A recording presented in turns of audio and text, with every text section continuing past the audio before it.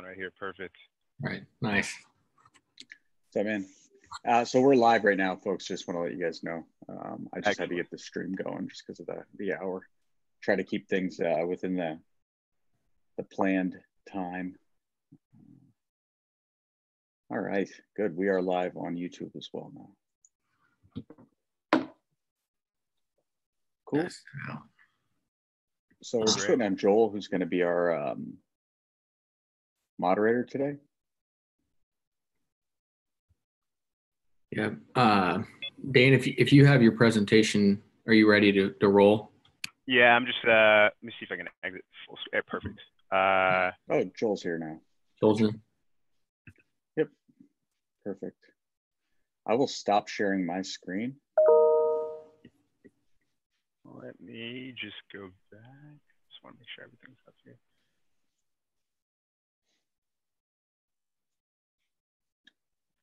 Got all those books in the background trying to show everybody up. The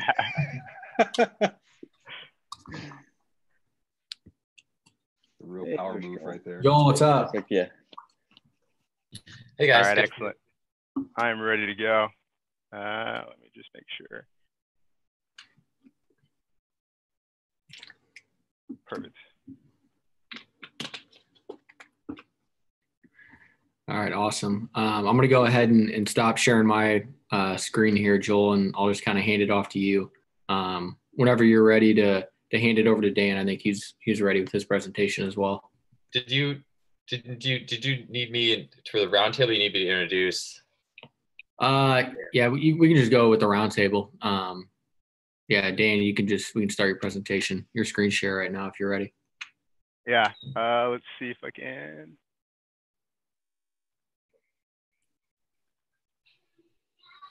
Take it away from you guys. Let's see. Share screen.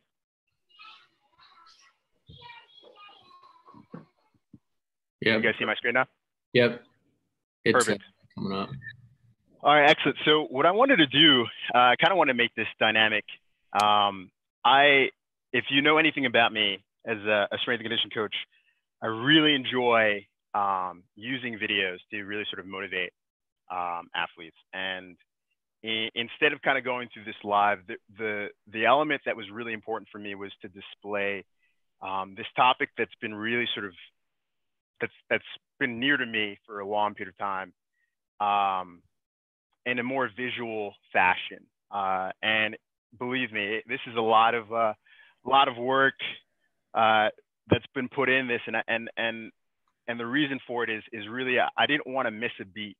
And so without further ado, what I'm going to do right now is give you guys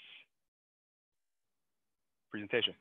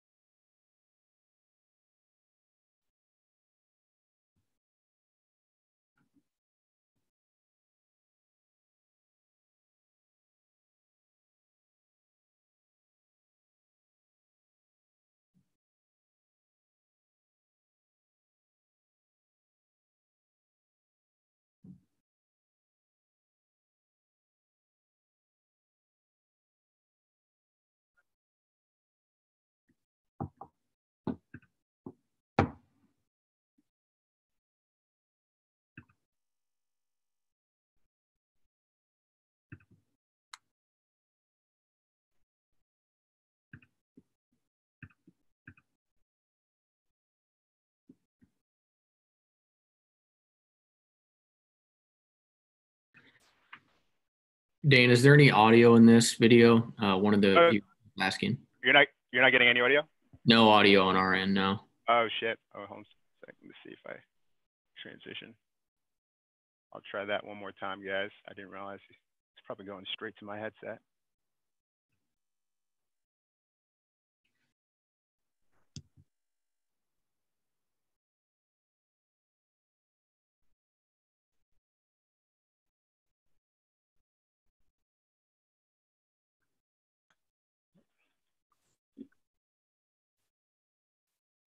Hey, Dan. Yeah. On the share button, if you actually hit, so like do a new share, and there should be a menu that says, or an option that you can select, which says share computer audio. So like in Zoom, so just from Zoom, I don't think it's a setting in your computer. I think you did everything right, but you just didn't click one little box within Zoom. If you hit that share button one more time, and there's no rush, we'll Where is get it this again? right. I'm not seeing this. So if you start your share from the Zoom menu up top, if you click on that share button again, new share. Oh, share computer sound. That. Got it. Boom. Got it. Because I'm like, I know there's audio for this. I know there's music playing, but we couldn't hear it. So I'm sure it was very, very inspirational. I'm excited to get the second time around. All right, cool. I was just hoping for the Ice Cube song in the background. Yeah. All right, so let's see if we can't get this right. Yep, it's on now.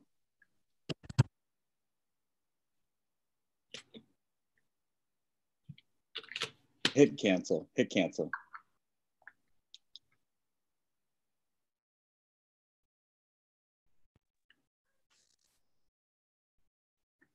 You guys able to hear that?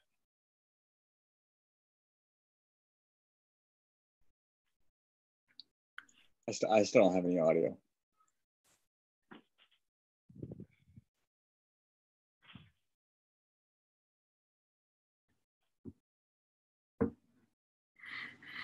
No audio? No. So I think Zoom does this sometimes where it will actually like kill the audio for some reason. I'm gonna transition. Let's see if I can just transition to the computer real quick. I'm just gonna try something different.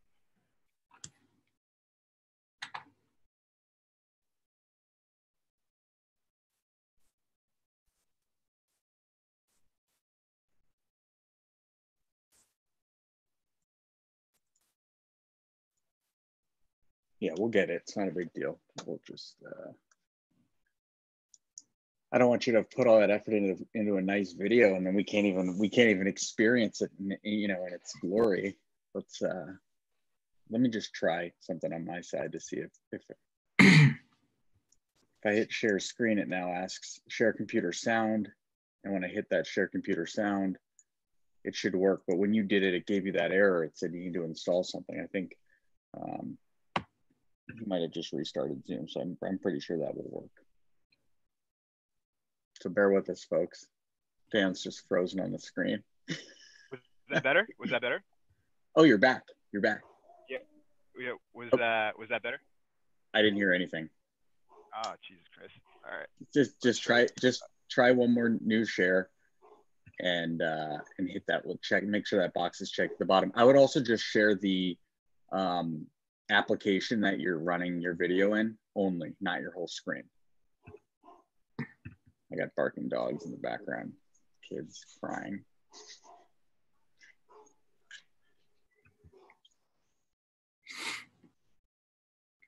Let's see here. Share screen. Optimize screen for video clip. I'm not really sure. Advanced. Let's see. Music, computer sound only.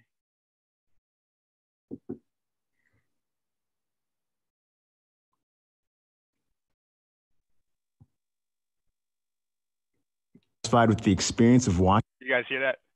Perfect. Yeah? Yep, we heard that. All right, perfect. Jesus Christ. All right. Let's start that over, guys. A little technical difficulties. Here we go. When I think of an athlete doing a Swiss ball leg curl, part of me begins to cringe. It's a bit like S&C PTSD. And if you're a movement specialist of any sort, you can likely empathize with the notion that certain exercises can elicit more than physical stress. They can give you anxiety. I cringe because I envision an athlete, despite my countless attempts to cue, coach, hey, keep your hips up. And of course, their hips are down. Try not to rotate your hips, yet limited pelvic control and swaying like they're on a boat, kicking back and forth with such haste, you wonder, what were you thinking programming this exercise in the first place? It's not fair to say that I dislike the Swiss ball leg curl or fit ball leg curl. I just find myself dissatisfied with the experience of watching my athlete perform said exercise. Ultimately, it always seems I find myself asking the same question. What am I trying to achieve here? Which then leads to, what is the goal for which I've decided the Swiss ball or fit ball leg curl is the best prescription or solution as a training tool for my client? It's here that I realize my dissatisfaction begins to grow to a point where reading becomes a necessity. It feels more like calming. Books, forums, journals, presentations dampen the stress and inspire me into action. With new vigor and attitude, I can build better. The more I learn, the more I reach, the further I believe it.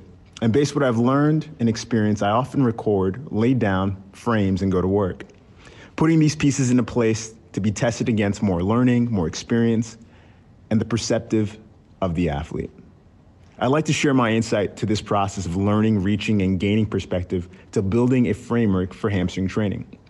Before I share that process with you, I want you to think about what resources you often use for developing or training hamstrings for team sports athletes. Think about why you do it. Think about how you do it. Think about when you do it. And then think about why again. And what I mean is this presentation isn't just about hamstring training. It's about developing a process. It has much more to do with understanding the greater details about our training and its purpose to our athletes' respective sports. It's about improving some degree of control in a very volatile and constantly changing environment. It's about improving knowledge to be resourceful in those changing environments. And it's about your process than the actual result. Actually, it's also about the result. If you're in need of a process, it might be helpful to utilize the OODA loop, as it's an interesting way to navigate through concepts. It's got military origin with a degree of universal application. We can start by observing or gaining knowledge through the literature. We then orient ourselves, we gain experience, and then we act, or we create a framework based on our decisions. And we recreate that framework on new observations and new experiences. And we constantly hold it up to a test. And thus, it's fair to say that through observation and experience and decision-making, I've built this framework, a framework for hamstring training. And when we look at the research, it's immediately clear that the notion of hamstring training covers many areas and has a number of factors and or variables to consider. So in this sense, we've discovered many frames for our framework. At this point, we simply require some parameters and greater organization towards a specific objective in order to fix or build these frames together. So what's the objective? The objective here is simply to create interventions to diminish the risk of injury of hamstring during play. We know that hamstring injuries have a tremendous impact to sports. It's a common occurrence in a specific ranges of sports, such as track and field, jumping, soccer, football, rugby, as well as martial arts, dance, and water skiing. Go figure. Hamstring strain injury is the most common cause of lost training and playing time in running-based sports. And in professional soccer, approximately 1 in 5 players will suffer a hamstring injury in any given season, and upwards of 20% of these will reoccur. The vast occurrence of hamstring injuries in the sport might lead us to set parameters around factors in hamstring training with the focus of mitigating hamstring injury. This objective is instrumental in giving us direction and setting parameters by allowing us to understand that there are factors in which we can modify and those that we can't when going through the training process. Age, for instance, is a factor which can't be modified. We know that within these modifiable or non-modifiable areas, there are intrinsic and extrinsic factors we have to consider when undergoing the training process. Intrinsic factors being direct changes to tissue, nutritional interventions, and even behavior. Extrinsic factors can represent performance play and factors outside of the control of the performance training environment. The more we organize these frames, the more it becomes apparent that changes to an individual's susceptibility can be impacted by environmental factors as well as human intervention. In this process of organizing, we can become more aware of the things we cannot change that present risk, which in turn may provide better clarity on the things we can change, like making changes to tissue. Setting parameters when building a framework directed towards hamstring training is especially useful as it allows us to understand the relative complexity of injury and the many ways in which we can approach training. There's a lot to it. It might be helpful to think of framework building as building a home. I could go over concepts like the land or age, which again is an inherent factor. Roofing can represent psychological concepts or components that we can have an intervention on. Electrical, the neural factor, motor control, coordination, firing rate, sensory input, and the structural component, wood, an inherent framework in homes. As a strength and conditioning coach, I find it far more useful in this period of time to talk about something we can influence, more than likely in the weight room. In defining parameters, what I plan to show simply is the fundamental importance of wood to building your home. In other words, the goal here is to give you insight to the manner in which we can influence the mechanical properties of musculotendinous tissue through exercise selection and training strategies. I'd like to think of it as a test in the OODA loop. In this test, we want to provide an answer or to understand this question. How can we improve training through influencing musculotendinous tissue to mitigate hamstring injury in team sports during off-season training in the weight room setting? This title lists several parameters I wish to set. The inclusion of the weight room suggests that I acknowledge athlete experiences stressors for adaptation to sport in many different arenas. That includes the field, the bar, the kitchen, cafeteria, and the weight room. And more specifically, despite our understanding that extrinsic factors such as practice or fatigue may play a role, we will not be focusing on this portion during this presentation. The inclusion of team sports is an attempt to include both my experience in dealing with large teams in the weight room setting and understanding that our choices in these settings can be influenced by limited resources such as time, space, equipment. I want to acknowledge the fact that as strength and conditioning coaches dealing with team sport athletes, we're not always going to have the most ideal resources to make the interventions we would like. It's also an understanding that team sports share a similar issue in dealing with hamstring injury. I reluctantly included mitigation of hamstring injury, but that's essential. I mean, the goal for all of us working with our athletes is to limit injury or in some sort of capacity. And the time frame is the off season, with an implicit understanding that there generally is a greater potential to make changes during this period as compared to the in-season. Thus, at this moment, we have an objective, we have parameters, we have frames for our framework. We simply need to build on evidence and our respective experience. I'd like to identify the Bourne files. In regards to observation or the insight of knowledge, a great deal of credit goes to the work of Matthew Bourne and colleagues, as well as a number of authors and research that I've had the opportunity to look through, and the experience of working with a wonderful and bright team at the Brooklyn Nets, as well as a number of bright professionals from the NFL to Springfield College Mafia to Mike Boyle, Strength and Conditioning, to Boston University and Canisius College. I also want to thank Lauren Green for setting this up. He's been a wonderful resource to me, and certainly a fundamental property of this presentation. And again, this guy, Matthew Bourne, and his team. All right, guys, here we go. All right.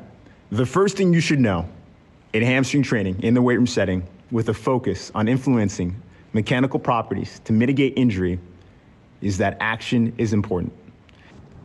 I don't necessarily mean the action of training. We know that's important. What I mean is the muscle action you choose to provide to your athlete may have tremendous implications on how well they are protected. More specifically, what I mean about muscle action is this idea of eccentric muscle action. High intensity eccentric contractions are defined as those that produce forces above that possible during isometric or concentric contractions. Why is this important to understand? Well, first, it's fundamental to general movement. Let's start with the value of eccentric contraction. We know that eccentric contractions play an important role in everyday human movements, including mobility, stability, and muscle strength. But more importantly, it plays a fundamental role in sprinting. The terminal swing phase is believed to be the most hazardous period to those who sprint because of the active lengthening contraction, i.e., eccentric action, that occurs while the hip is flexed and the knee is extending. This induces substantial elongation stress on the biarticular hamstrings. It's during this phase that the musculotendinous peak force is often reached.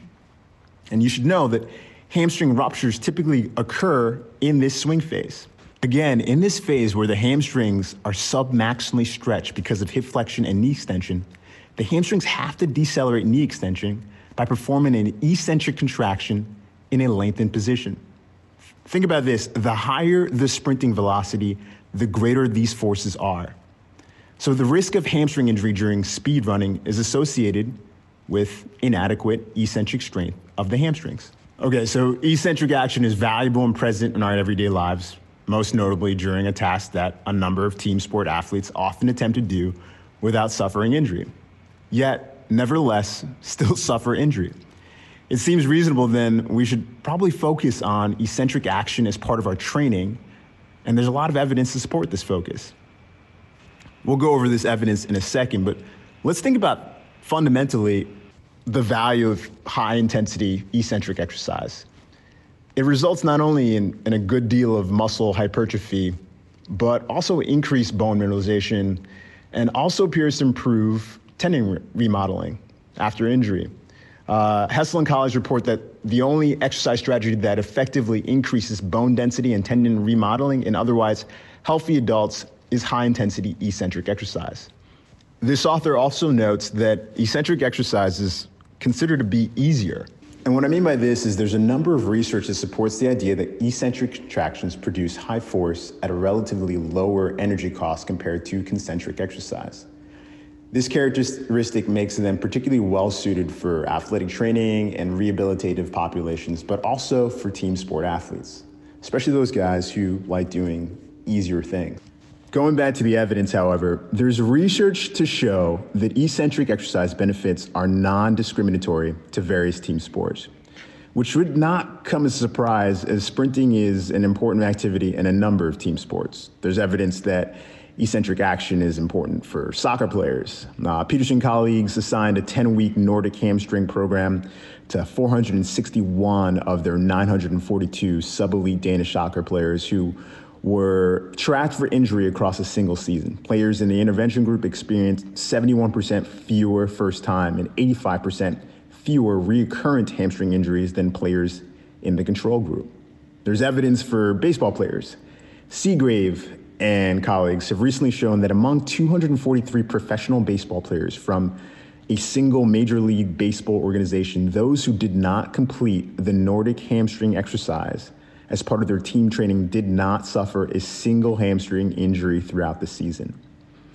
Good evidence for my NFL players. The author of this study successfully reduced muscle injuries by an order of magnitude in an NFL team by implementing a program focused on high-force eccentric loading of the hamstring, as well as identifying and correcting muscle weakness and progressive sprint training for identified high-risk athletes. And of course, evidence for track and field athletes and rehabilitation return to play athletes as well. So it brings us to ask this question, well, how do we focus on eccentric exercise? And that brings us to Nordics. Definitely not the Swiss ball leg curl or the football leg curl, whatever you want to call it. It's much more than that. It's been almost 20 years since the Nordic hamstring exercise was first published as a superior hamstring training exercise for, amongst many factors, the inherent ease to provide an eccentric action capable of diminishing hamstring injury. Today, there are a number of resources built firmly on this foundation.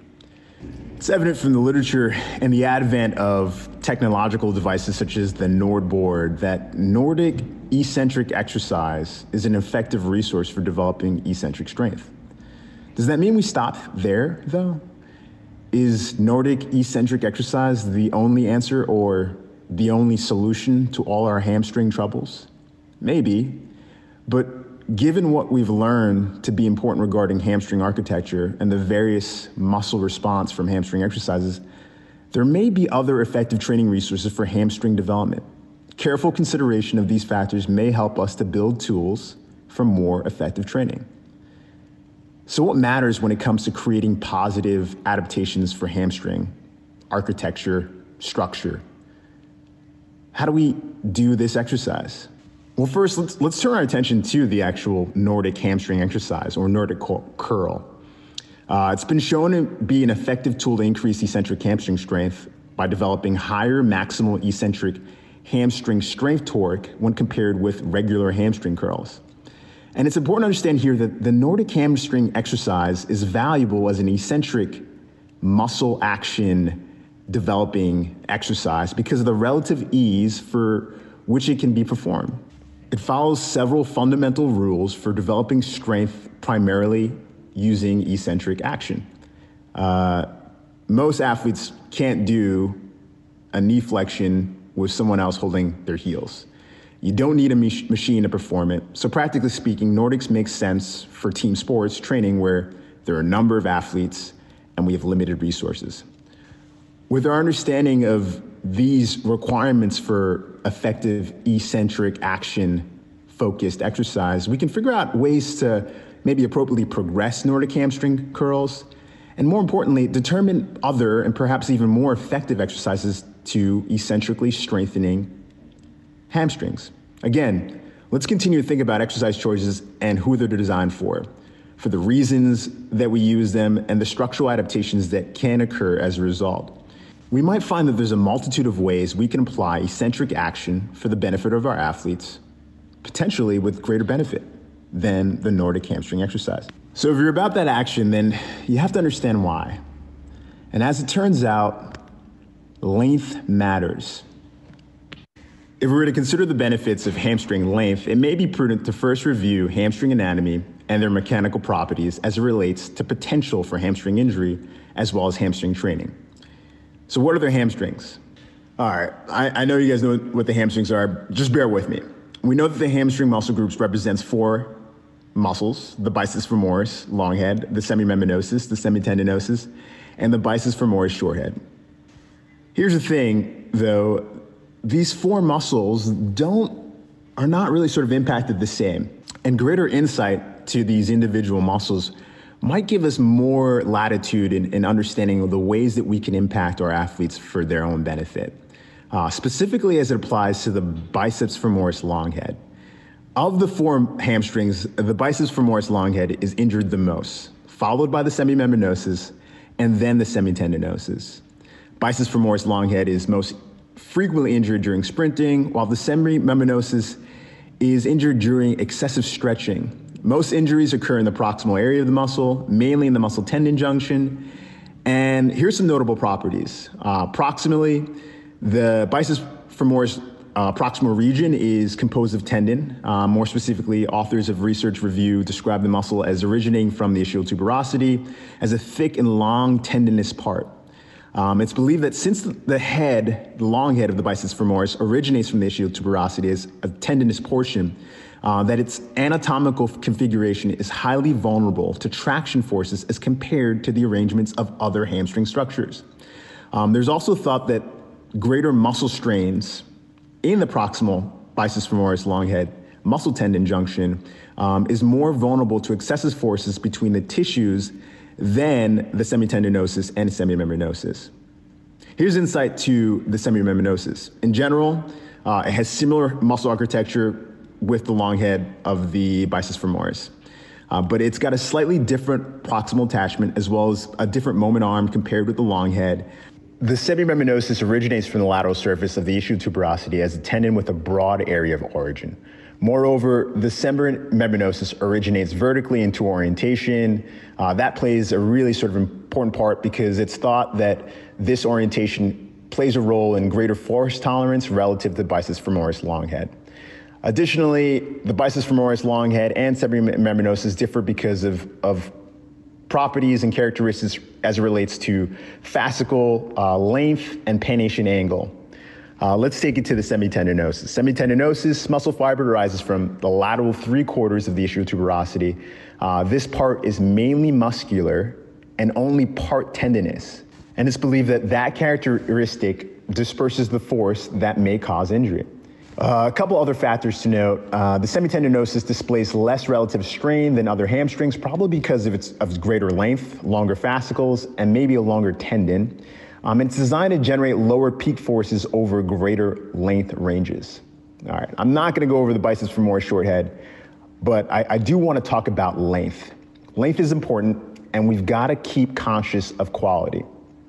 Developing insight to muscle architecture and function is fundamental in improving our system of training and improving solutions to hamstring injury.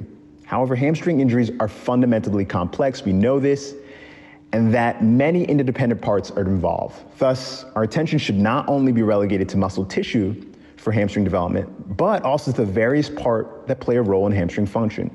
Consider, for instance, that tissue quality, or what authors have described as like tendon stiffness, can largely impact the function of muscle and the musculotendinous unit as a whole. So if we're improving our conscious awareness of the muscle as part of this unit, we can acknowledge the role of tissue qualities and further empower our abilities to make interventions for hamstring health in sport. I know we're still talking about length. I'm taking a little bit of a detour. I'm gonna come back to this. We want to continue thinking about not just hamstring muscles, but think of the hamstring as part of a unit. That's a really sort of important aspect to understand. And as evidence to support this frame of thought, consider that the mechanical characteristics or behavior of each hamstring is largely determined by the morphology of the mechanical properties of the unit. So the quality of the unit is really important. And those that characteristic comes from things like, or components such as fascicles, tendons, aponeurosis, and those things differ between individual hamstrings. So if those things differ, then fundamental force generation properties differ. And as a result, the injury potential is gonna differ between hamstrings. So conscious understanding of muscle fiber properties enables us to determine muscle potential. And that's important. What's also important is length. Again, I'm getting back to it. Here we go. Length matters. Theoretically, it makes sense. I've got to repeat it again. Muscles with greater fiber lengths have a greater lengthening capacity than muscles consisting of short fibers. When all hamstrings contract, when they lengthen eccentrically, muscles with shorter fibers may display a greater injury risk. This might result in biarticular hamstrings at a higher predisposition to injury. If you're looking strictly at the fiber, think of it as sarcomeres in series. We know the sarcomere is the basic unit of the muscle. More sarcomeres in series means less popping of those sarcomeres. Hamstrings with fewer sarcomeres in series will be more susceptible to damage as a result of this notion of sarcomere popping, all right? And there's evidence to support this, all right? Evidence that shorter fascicles may place athletes at greater risk for injury, especially fascicle length. So recent evidence suggests that professional soccer players with biceps femoris long head fascicles were 4.1 times more likely to sustain a future hamstring strain injury than those with longer fascicles. The value of this study is powerful as it helps authors to leverage ideas around both training and assessment. In particular, the authors used ultrasound images as an assessment tool to determine muscle thickness, pannation angle, and fascicle length. I thought that was pretty interesting. Of the biceps femoris long head. Fascicle length was determined as the length of the outline fascicle, and the assessor was blinded to the participants in the study. So this assessment was performed on a number of individuals, 152 athletes, which may suggest some sort of degree of feasibility for our large institutions looking to perform similar types of assessment, team sports. We often talk about the growth of biometrics in the field. This is testament to the innovative practice that can help us to give more comprehensive understanding of our players, albeit in a relatively non-invasive manner. And it appears to be a good resource, especially when we consider the data. Authors of this study reported that the probability of hamstring injury was reduced by 21% for every 1 centimeter increase in fascicle length. In other words, having short biceps femoris, long head fascicle, a newly identified risk factor, increase the risk of future hamstring strain injury. Length matters. Here's another way to look at it. Previous injured hamstrings are thought to be shorter than muscles with a history of injury. This finding is helpful in recognizing the role of previous injuries to a person's risk for future injury, especially as it relates to the hamstrings. Authors have acknowledged that the individuals with a unilateral hamstring injury history have shorter biceps femoris long head in the previously injured limb than the contralateral uninjured limb.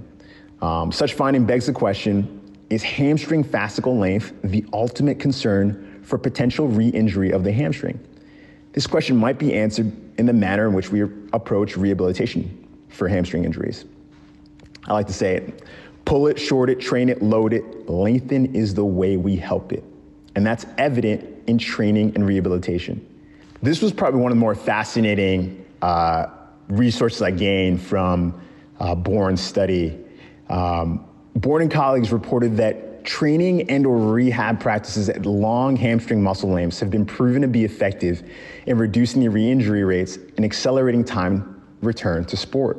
Moreover, research in rehabilitation of hamstring demonstrated that exercise with a long emphasis or long length emphasis in terms of hip extension oriented movements, they used exercise like extender, glider, divers, were superior to conventional, they call it the C protocol group, consisting of a contract, relax, supine bridge, and KB pulley exercise performed at shorter lengths.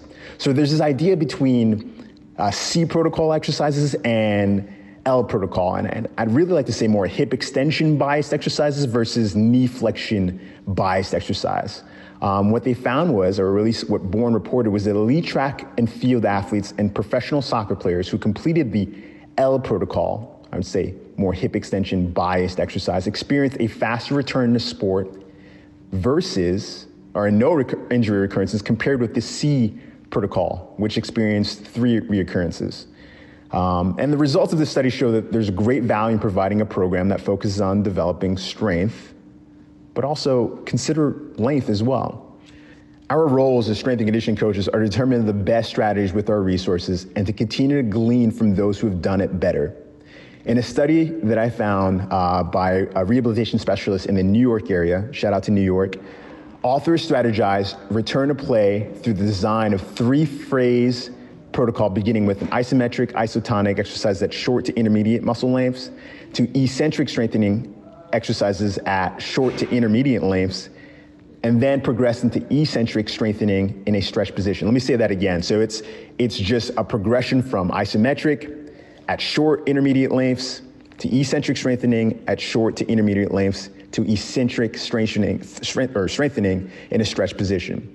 They concluded that the rehabilitation with an emphasis on eccentric strength training with the hamstrings in a stretch position resulted in 0 recurrent injuries more than a year after return to play.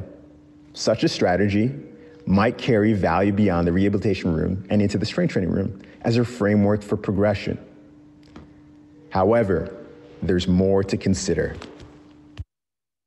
Guys, we talked about length. Length matters, but so does activation. And what do I mean by activation? Well, I really like this idea between L protocol and C protocol exercise. Several surface EMG studies have attempted to characterize the patterns of individual hamstring muscle activation during different strengthening exercise. A recent study reported more selective biceps femoris, long head, EMG activity in eccentric and concentric actions during the 45 hip extension movement and hip hinging exercises. Specifically, Matt Bourne and colleagues reported that the largest biceps femoris to medial hamstring ratio occurred in the 45-degree hip extension exercise. The lowest was in a Nordic hamstring and bent knee bridge exercise. Concentrically, again, the highest biceps femoris long head to medial hamstring EMG ratio occurred during the lunge and 45-degree hip extension.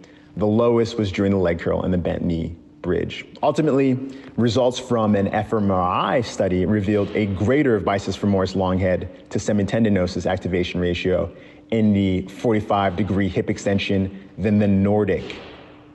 Here's another study. This is a study by Ono, not born. Purpose of this study was to compare the recruitment patterns in the hamstring muscle during hip extension exercise by EMG and functional magnetic resonance imaging, or fMRI. 6 male volunteers performed 5 sets of 10 reps on a hip extension exercise. EMG activity during the exercise was recorded for the biceps femoris long head, semitendinosus, and semimembranosus.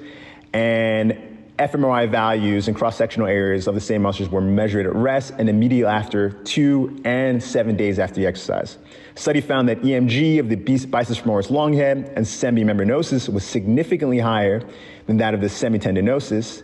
Immediately after the exercise, the fMRI values, T2, transient 2 values, and cross-sectional changes in the semimembranosus showed a significant increase.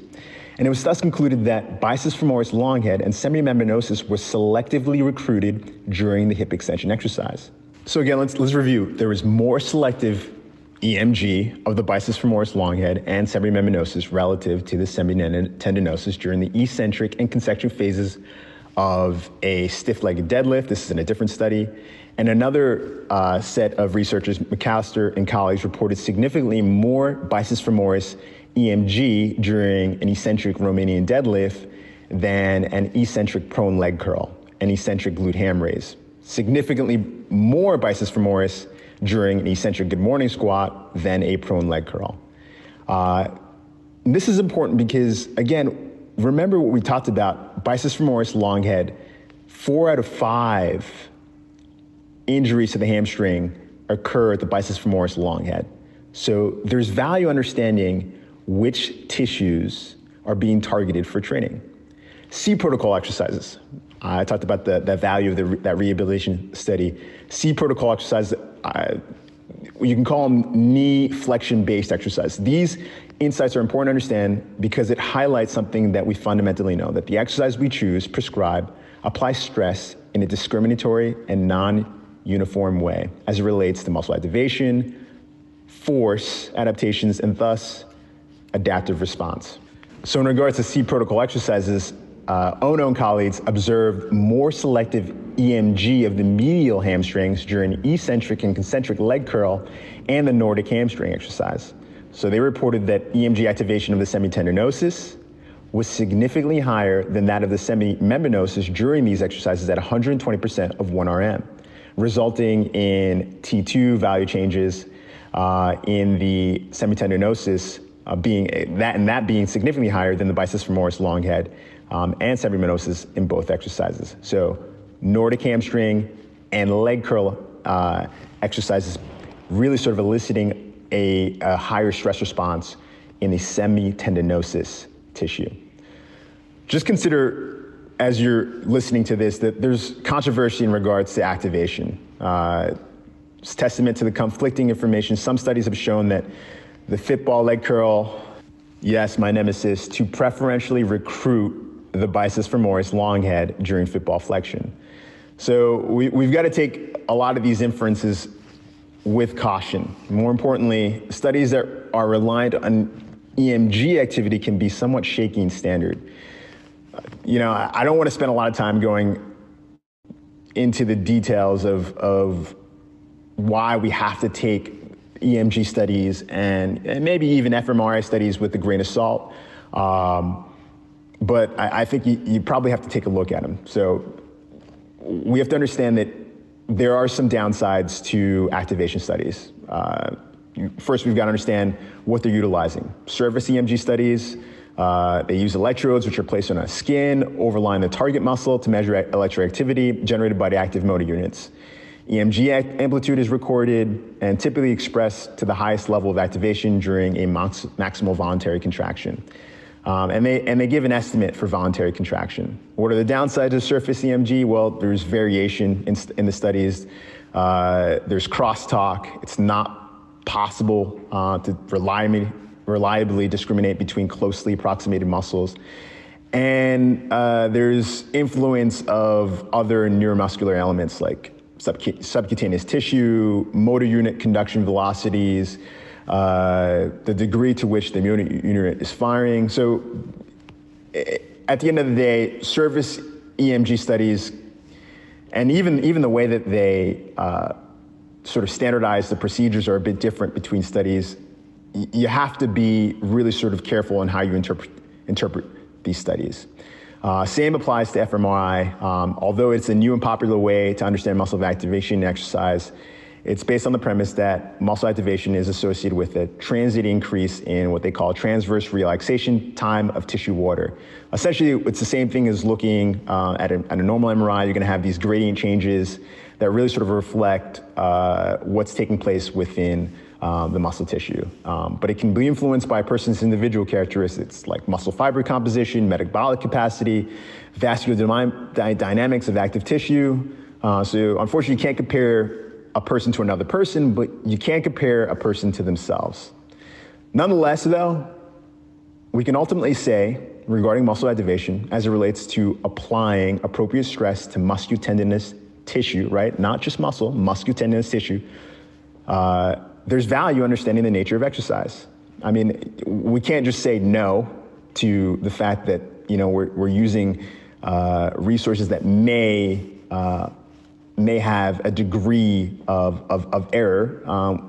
We have to acknowledge the fact that there's evidence that shows that a 45-degree hip extension exercise preferentially recruits the biceps femoris long head, and that is a muscle group that we know is consistently injured in sport.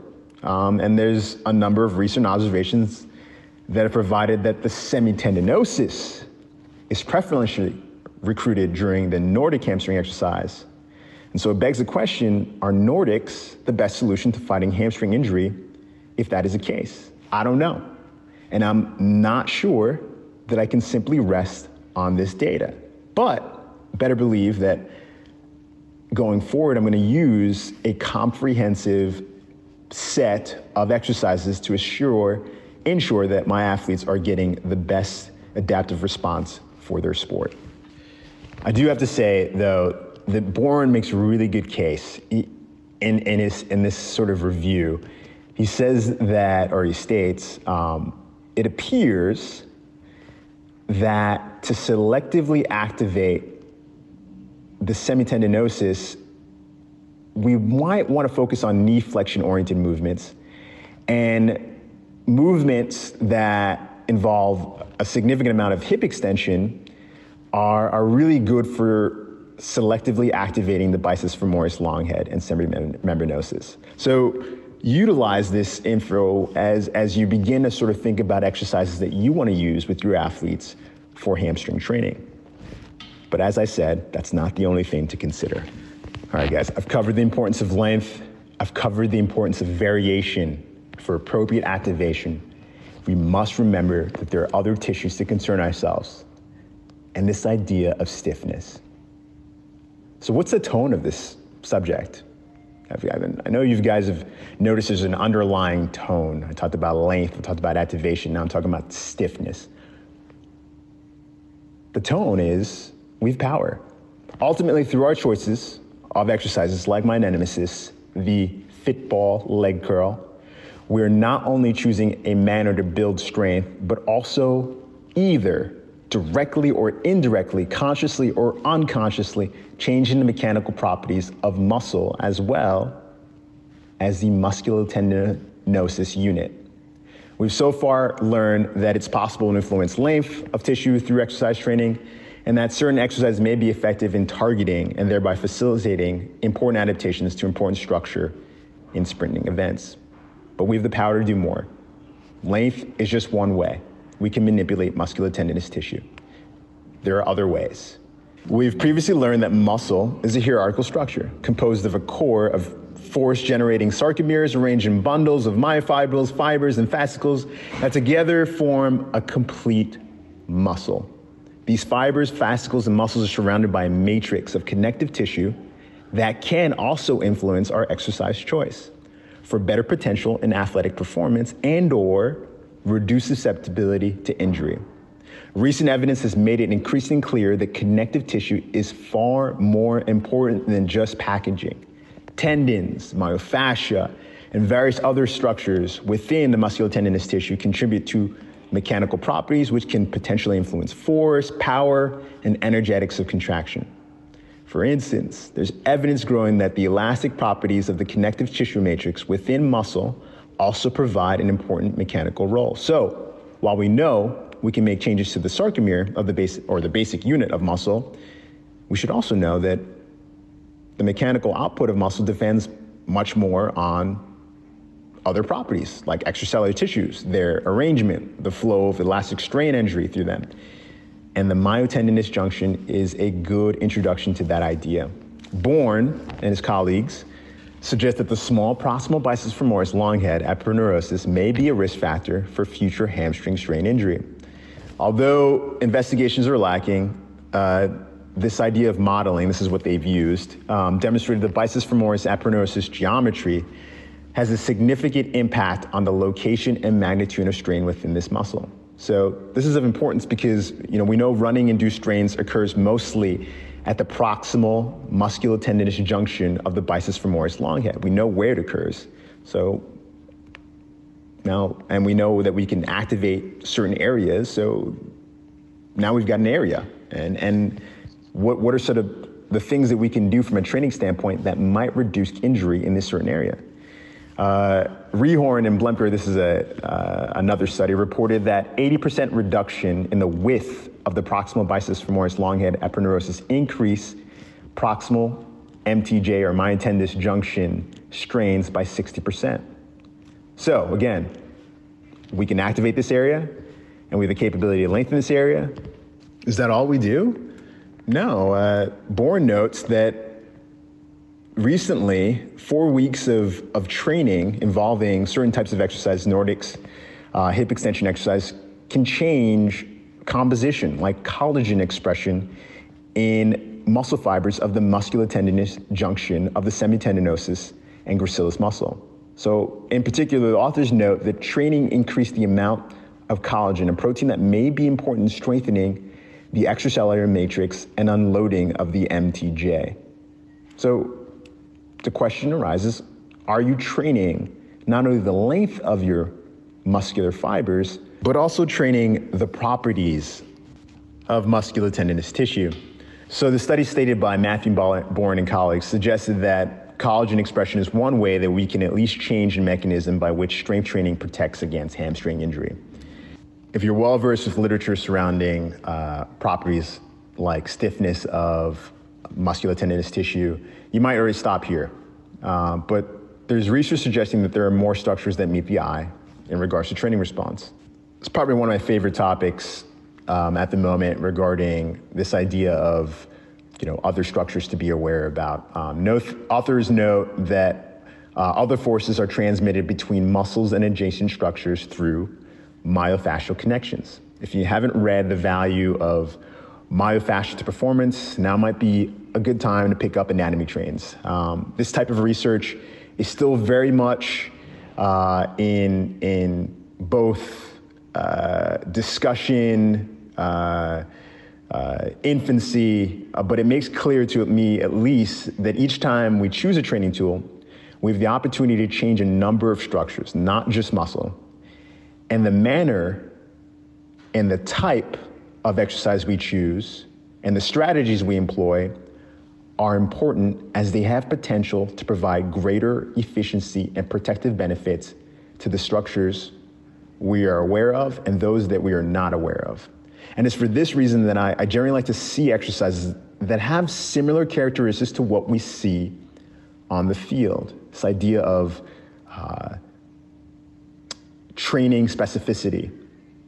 I say this knowing that there may be a number who disagree with this concept, but I think the more we begin to learn regarding even the topic of passive properties of muscle, the more we realize that there may be potentially tissues that we neglect when devising exercise training programs.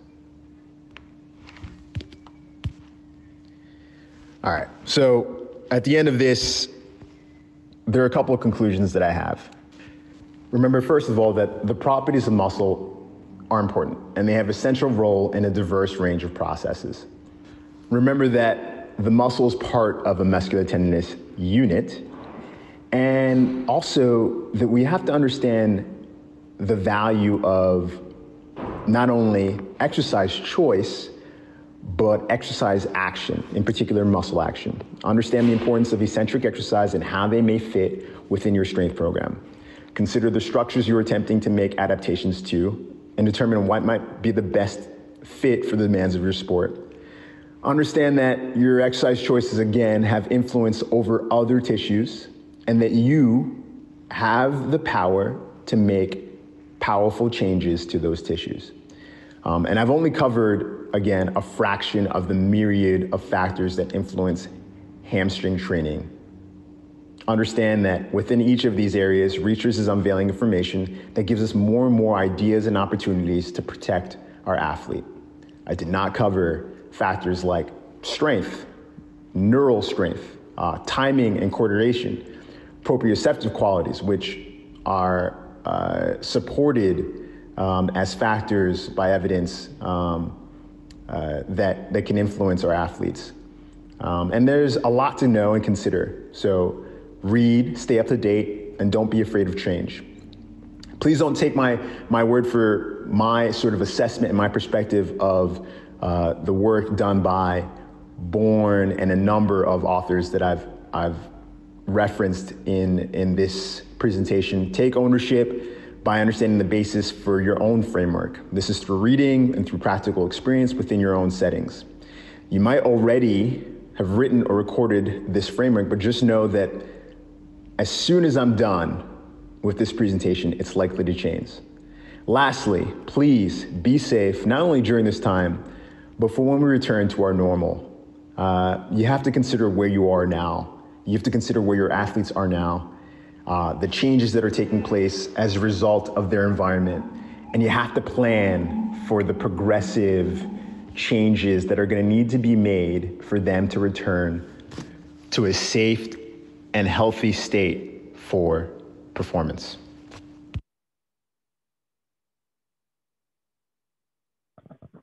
You guys still there? I think that is it from that standpoint. I don't know if I'm still on here. I'm not getting any audio. Yeah, you're still here, Dan. Okay. Perfect.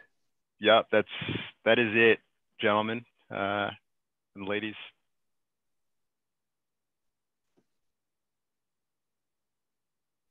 Yeah, Joel, are you still on? I am. I'm here. If you kind of want to filter through some of those questions, we got a little bit of time. We can ask Dan, and then if we want to save some of those for later too, we can kind of just transition into the roundtable. I think sounds good. On right now. Yeah, I had one that I think would be a great roundtable question. But I won't start there. Let me start then with some of the other ones. And so a good one that was posed was, this was from Anonymous, was given the high speeds and change the direction of your sport, how often do you train the hamstring, and more specifically in season? So I think how might we approach this equation in season versus out of season? You know, that's a question that I think has a number of other factors that play in. One of which is I didn't get a chance to cover is exercise volume. You know, unfortunately, you have to look at the stress that, you know, you're looking on court. You know, I know load monitoring is one of those that's really important. You know, essentially you're getting, you know, that eccentric action on the court on a regular basis. So that's going to influence what you do in season. And it's not going to follow a template. It's not going to, if I'd be giving you, I'd be providing a disservice if I said, we did hamstring training this amount of times, this many times during a week, because, you know, the volume of that particular week can be very, very different from one week to the next. And that has to be considered. Back-to-back games, practice length, even an individual's, you know, history is going to be, is going to certainly influence like how that goes through. And that's the biggest thing too, that you know, it's so fluid. I think that's probably been my biggest thing, transitioning from a sport like football, where like I constantly say this, it's you know, football for me was really mechanical. It's very like, you know, almost military like, you know, and even in, I think, you know, it sort of reflects in even its program design. Basketball is fluid, super fluid. And this is a really cool sort of segue to something that we had a chance to talk about. Paul Robbins does this like weekly talk on performance loading, and then he's just a bright, I mean, the people in that chat are really, really sort of bright. One of the differences too is, at least that was made sort of aware for me this particular year, is we often don't really get these high sprint loads in competition versus, you know, at least relative to what I'm used to. I at least have a number of years of exposure to in football. You get guys who are going to cover, you know, who get up to like 20 miles per hour, 21 miles per hour or so. In basketball, there isn't the distance to be able to do that, and you don't normally get that on a regular basis. So those things, like they influence each other. I know that was all over the place, but I think that really sort of encapsulate like the difficulty of giving a really sort of single framed answer to that question. Cool. Maybe I could ask, just expanding on that, and I don't want to hijack the questions at all, but certainly that tightrope gets tighter in season. Would that change in terms of exercise prescription? Like you mentioned the isometric to eccentric continuum and stress in terms of the type of exercise, be it eccentric, isometric, or standard. Is there any potential change there? Yeah. So depending on, you know, where they are within, you know, length of injury, or injury history, sure. Period of time during the season. If we're approaching you know, a period of high volume, you may want to refrain. One thing I don't know that I got a chance to really sort of express in this presentation was, you know, like I just want people to sort of understand eccentric exercise more so, because, you know, I think we're sort of biased towards this idea of eccentric exercise evoking a lot of like muscle damage. It certainly does, but I also want us to sort of consider, you know, the number of ways that you can influence an athlete's growth, you know, outside of just the conventional, you know, football concentric biased exercises. I think there's other ways that you can really sort of attack it. And to say that, yeah, I like the continuum in that one rehabilitation study, because it provides at least a really sort of good idea of, you know, someone who's unaccustomed to it, perhaps maybe it is more concentric work than isometric, and then slowly introducing it to eccentric. I certainly don't want people just jumping on and saying, hey, we're just going to do a whole bunch of Nordics. That's not the focus or the objective that I'd like. I just want you to be able to consider it, just like the number of other factors. I've got it, you know, general risk factors, strength training histories. Those are things that I'd want you to sort of think about. Cool. Next question was from Jamie Lafleur. And I think this is an important thing to talk about as well. She asked, or he, the muscle itself is important to pay attention to. However, what implications of overall posture do you feel affects injury risk? I think, yeah, we talk about like sprinting equation, right? Like all that stuff. So any thoughts there? Absolutely. Yeah. You know, I'd even put that in my own framework, but, you know, yeah, absolutely. You know, the one thing that they talk, or they being sort of the literature talks about is, you know, the degree of pelvic control, what's taking place, you know, at the pelvis as you're going through some of these bouts of activities. And those things might, you know, put individuals at greater risk. So certainly something you want to identify and you want to focus on as you're going through these, because that's obviously going to change the lengthening of that tissue. Anterior pelvic tilt is going to create a little bit more length than, posterior pelvic tilt as you're going through this sort of excursion and that lengthening portion. So certainly, if you're talking about it from that particular position, yes. I think I did go over it sort of behavior wise. And I get a little sort of timid in sort of jumping into that because, even with my discussions with, people in my own practice, my own like environment, movement is such a it's a complicated thing. And to start talking about like coaching actual movement, like it gets really complicated very quickly. And so I kind of, without giving too much into that, I really make it a point to sort of talking about the importance of seeing what's taking place at the pelvis and understanding, an individual's like own, movement profile as it relates to positioning and training of positions for sure. There was a kind of I'll call this a dual question. Jeff Watson, so you talked about Nordics. Jeff Watson asked, so part one of this, is there a Nordic hamstring exercise protocol that you use? And then Bob Alejo had asked a question about you using the Nord board. So any sort of Nord board or Nordic based assessment.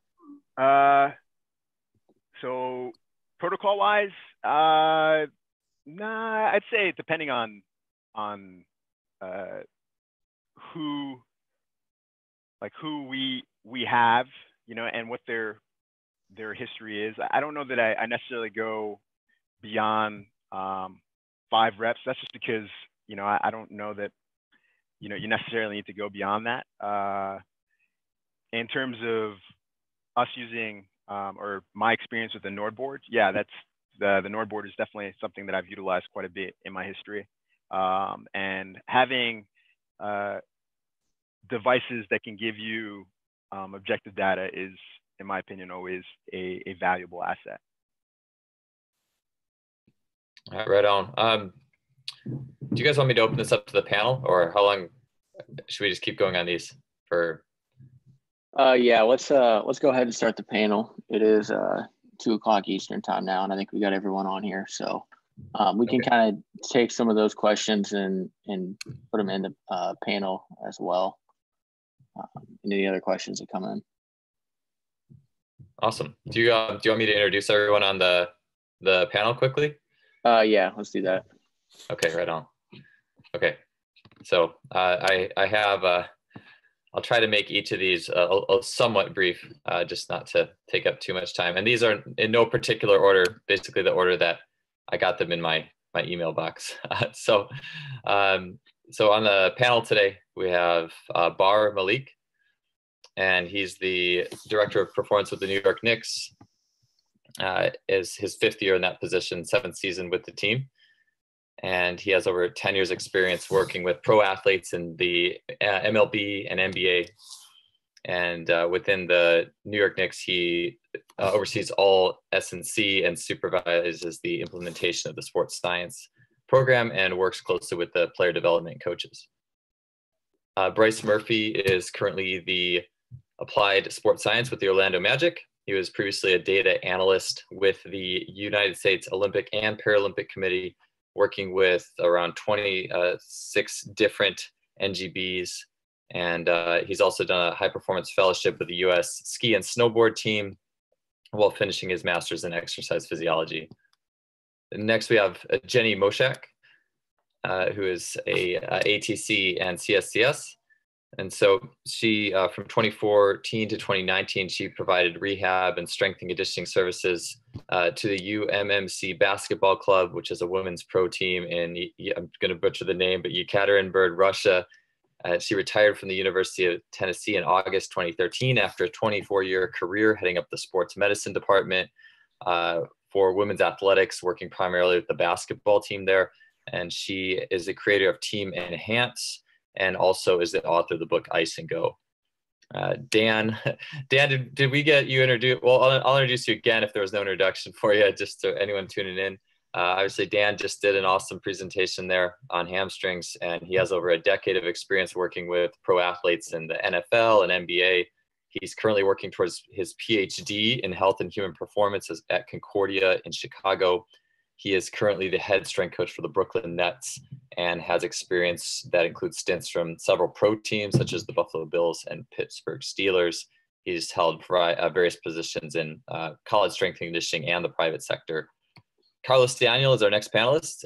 Carlos is a PhD candidate who is an MS in CSCS. He is the head strength coach for Vanderbilt University, and he's formerly an assistant strength coach at Denver Nuggets, along with a variety of other positions in strength and conditioning and sports science. Lauren Green is our next panelist. He's the UC San Diego sports performance analyst, and he came there he formerly worked in as the assistant strength coach for the Brooklyn Nets. And he also, at that time, was a sports performance lead for the Long Island Nets, the G League affiliate. And prior to that, he spent a little under 3 years with the LA Dodgers, served as a strength coach in the organization before transitioning to the Latin American strength and conditioning coordinator. And he's also had several other positions prior to that. Finally, we have Suki Hobson, who is the head of strength and conditioning at the Milwaukee Bucks. And prior to the Bucks, Suki has held a wide variety of strength coaching and strength science jobs in Australia. So I think that's it. Did I miss anybody? No, I think. Yeah, go ahead, Drake. Yeah, you go ahead, Lauren. I was just going to say, I think you got everyone there. Just wanted to update that Jenny's not going to be joining us. She had a family emergency, wouldn't be able to make it. So we wish her the best and appreciate her agreeing to come on. Just wasn't able to follow through. All right, thanks guys. So yeah, I'm looking forward to getting some of these questions. There's a lot of them coming in. And so I'm going to probably have to take a few notes as to make sure I don't double cover anything. And the one I was going to ask that I think would be good. Well, there's a couple. One I want to go back to because it was asked privately kind of, or answered privately in the Q&A before we got to it. And I think this is an interesting question, so I can read it again. It was funny because it wasn't really posed as a question. It was more a statement, but I think it's a good ground for discussion. But the statement was, according to physiology, it is isometric exercises that provides the maximum force production to muscles in terms of cross bridging and proprioceptive system activation. So I think just discussing a little bit, I think isometrics is a big topic now as it stands, as for a good reason, but maybe if you guys could give your take on dissecting a little thoughts on, and Lauren, I know you answered this, but just thoughts between what these isometrics and eccentrics are accomplishing specifically. Yeah, I guess I can get it started. It's already kind of answered it on there. And like I said, I think it's rightfully so a hot topic and getting a lot more publicity now. And as Dan alluded to, there's kind of always this back and forth social media between, are we doing Nordics or are we doing RDLs? Are we doing knee dominant versus hip dominant? And as he said, there's no one answer to anything. There's no straight 2 + 2 = 4 equation to this. And essentially my response to that question was that there's a bit of interdependency there. Training age of the athlete has an effect on how effective that Nordic might be and their ability to withstand resistance at certain joint angles. And same can be said for the isometrics. An untrained athlete that doesn't have as much of, let's say, a kind of neuroplasticity or neural drive might not inhibit as great of a response in certain positions of muscle tension and length. So I think it's, you could take the research in any point in time of any article and place it where you want to in that bucket, but it really can come back down to which athlete you're applying it to at which time. And so I kind of alluded to, if we're talking return to play, which phase are we in that return to play? If we're talking, this performance enhancement, again, the training age of that athlete and also the modalities and resources you have available to you can have an effect on which exercise or which modality you choose to use with that athlete at that time. And hopefully that can get kind of going and throw it out to the other professionals here.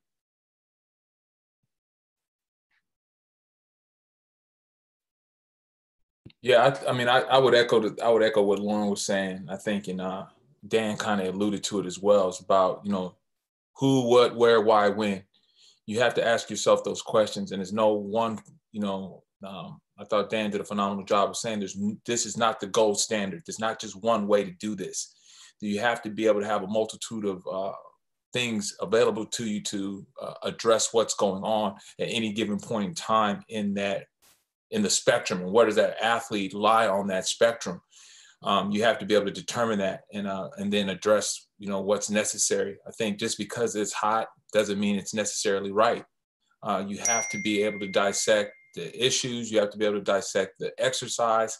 And you ultimately have to have a goal on what are you trying to get done at that given point in time. And if isometrics is is appropriate, by all means use it. But if you're looking at a situation where you are returning to play and you need to lengthen that muscle, then you need to address that. And if isometrics isn't going to address that, then choosing it is the wrong path to take.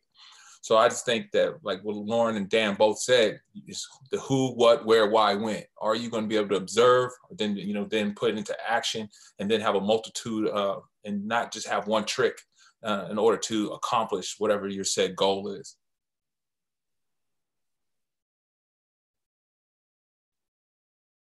Yeah, I guess I would probably, piggyback on that same theme. Can you guys hear me? Yes. Okay. Yeah, I just think it goes back to just like, your overall program as far as, from a microcycle aspect of things, what type of program are you running within your team, within your organization? It goes back to just your philosophy and just your specificity of training, as to, is it a block period of training? Is it undulating? Is it a weekly check-in with the athlete to try to, focus on certain aspects of what you're trying to accomplish? I think for me, with tendon strength and tendon health, just trying to build a resilient athlete, there has to be some type of, isometric component, invested in the athlete as far as the frequency of the week. But the type of isometric program you're trying to implement, it really has to do with just, what is the purpose and the timing of that stimulus? If we're in season and we just play, 5 games in 7 nights, would I do a mid-thigh high pull? Probably not, right? Because what is the purpose? What is the carryover? What is that going to do for our athlete, especially if they're playing high minutes?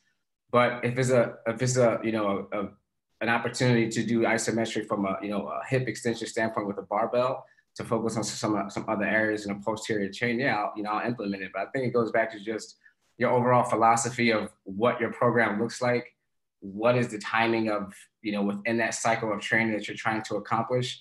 And from a program preventative maintenance aspect, I think for tendon health, there has to be a component of isometrics and also eccentrics.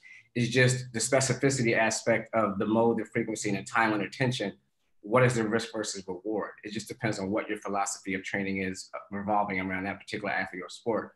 And it goes back to just having like a full comprehensive view of the timing of, implementing isometrics and eccentrics, because I think they're both valuable.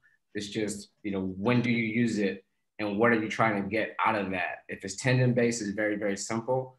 If you're looking at, general strength and just trying to measure maybe someone's peak force levels for a certain carryover within your sport, I think it's applicable. It just determines where you are with your athlete and what sport you're really trying to, program for transfer of training at the right time. Hi guys, I sort of handbrake turned into and stopped here because I was at work this morning, so I've just jumped on. But I completely agree with you. It obviously depends on your situation, but a nice hat, by the way. Looking good. Thanks.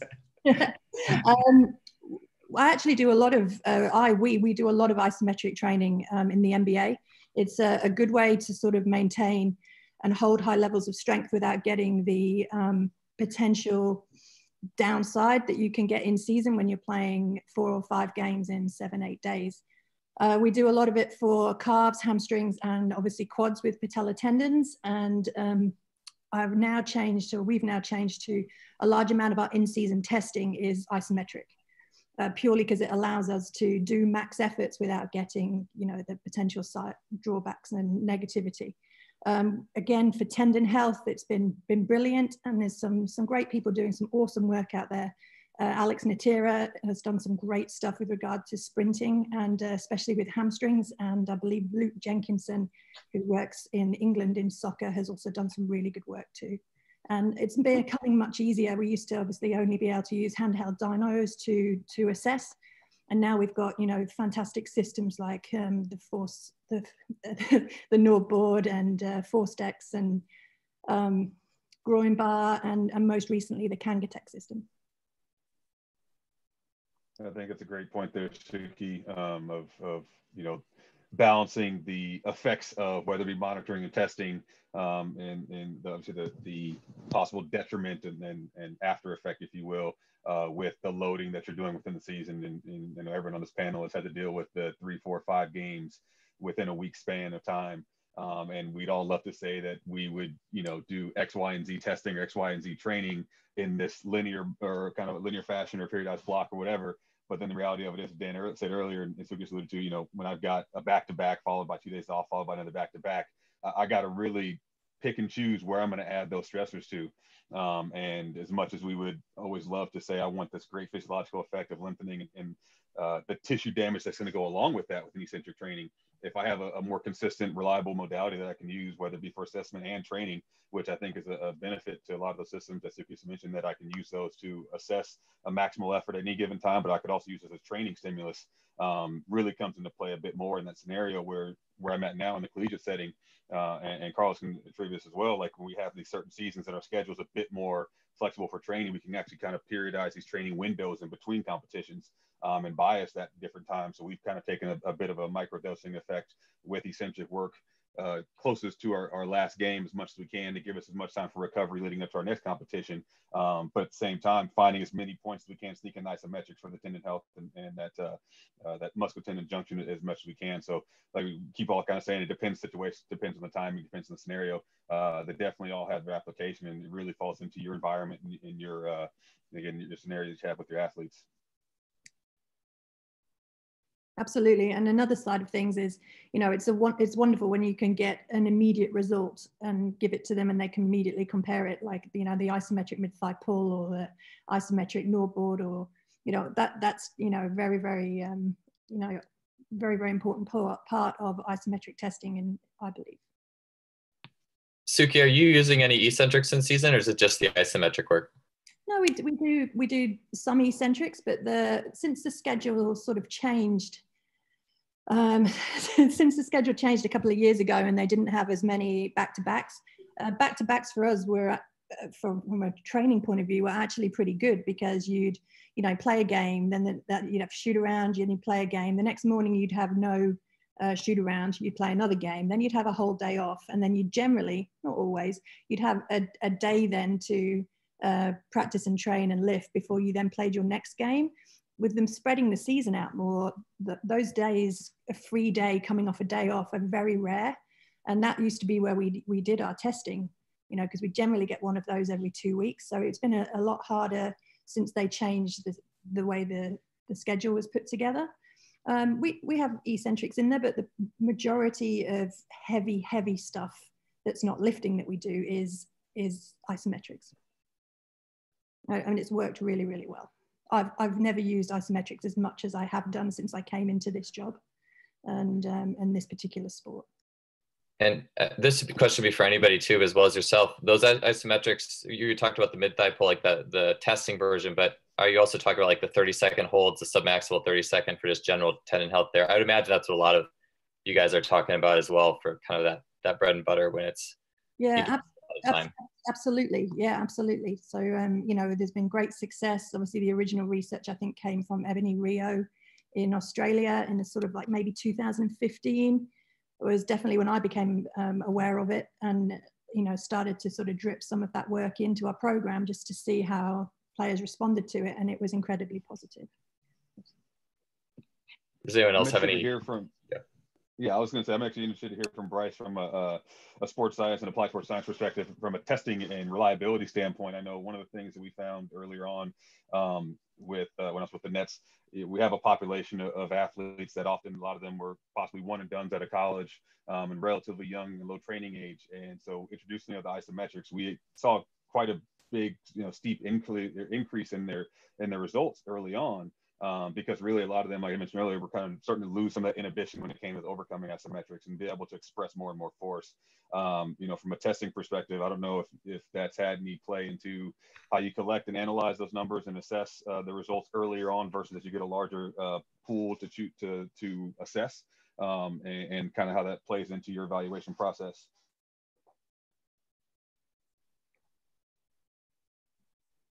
Still on mute, Bryce. Bryce, you're on mute still. Should be the bottom left there. There you go. Can you hear me now? Yeah, I was trying to hold the space bar. It didn't get me there. Could you rephrase that for me? Yeah, so essentially, as we were starting to do some of these things, we used Kanga Tech when we were with the Nets, and some of the athletes were just so new to isometrics that their kind of peak values were relatively dampened down. They were pretty inhibited in those overcoming isometrics, and so as they kind of got more accustomed to it, we used it within training, we saw the numbers increase, and I was kind of wondering from an assessment standpoint or analysis standpoint how you would sift through early stage numbers versus as the population grows and the data set grows, how that evaluation process kind of gets handled for you.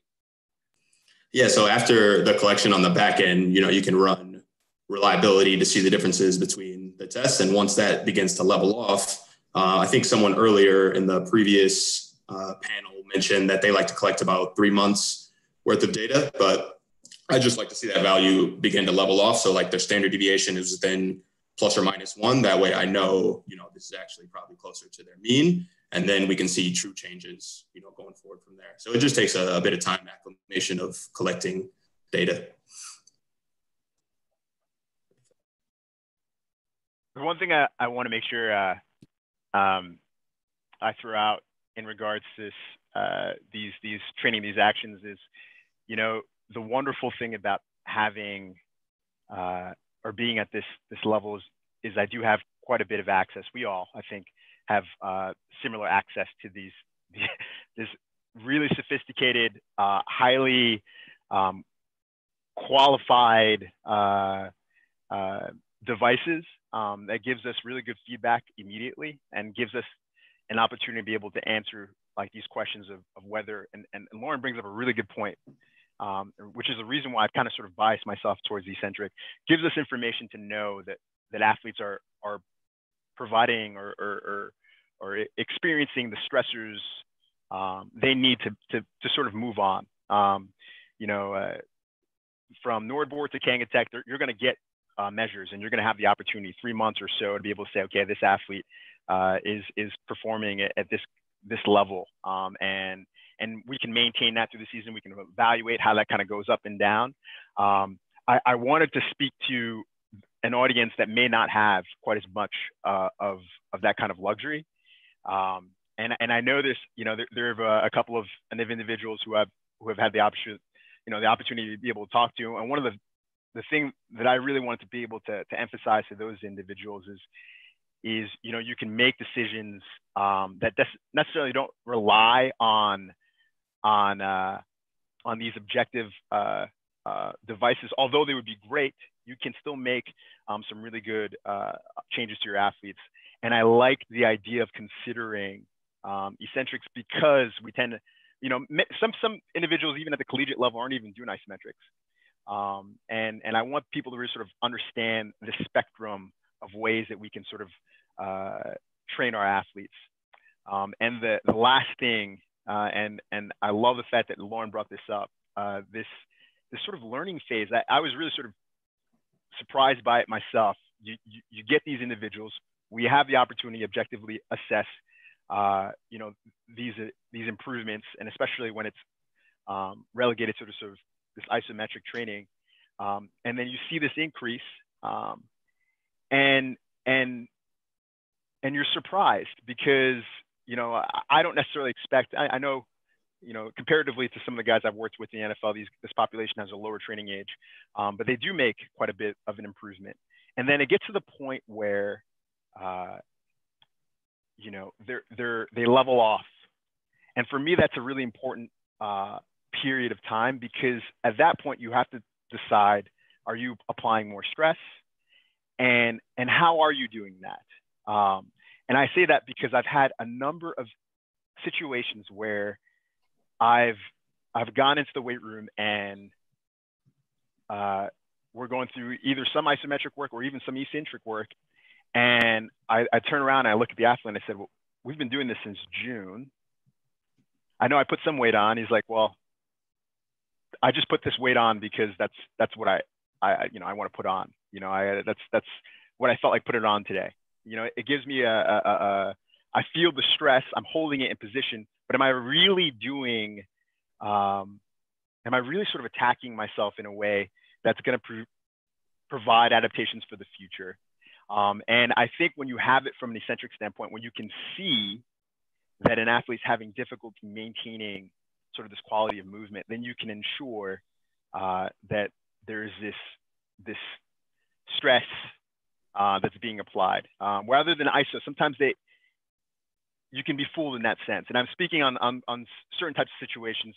Really, in the off-season period, in season, we tend to be conservative in that regard. But during the off-season, I've so many times I walk in a weight room, it's like, we're gonna have to put more weight on. You know, you've been doing this for a long period of time.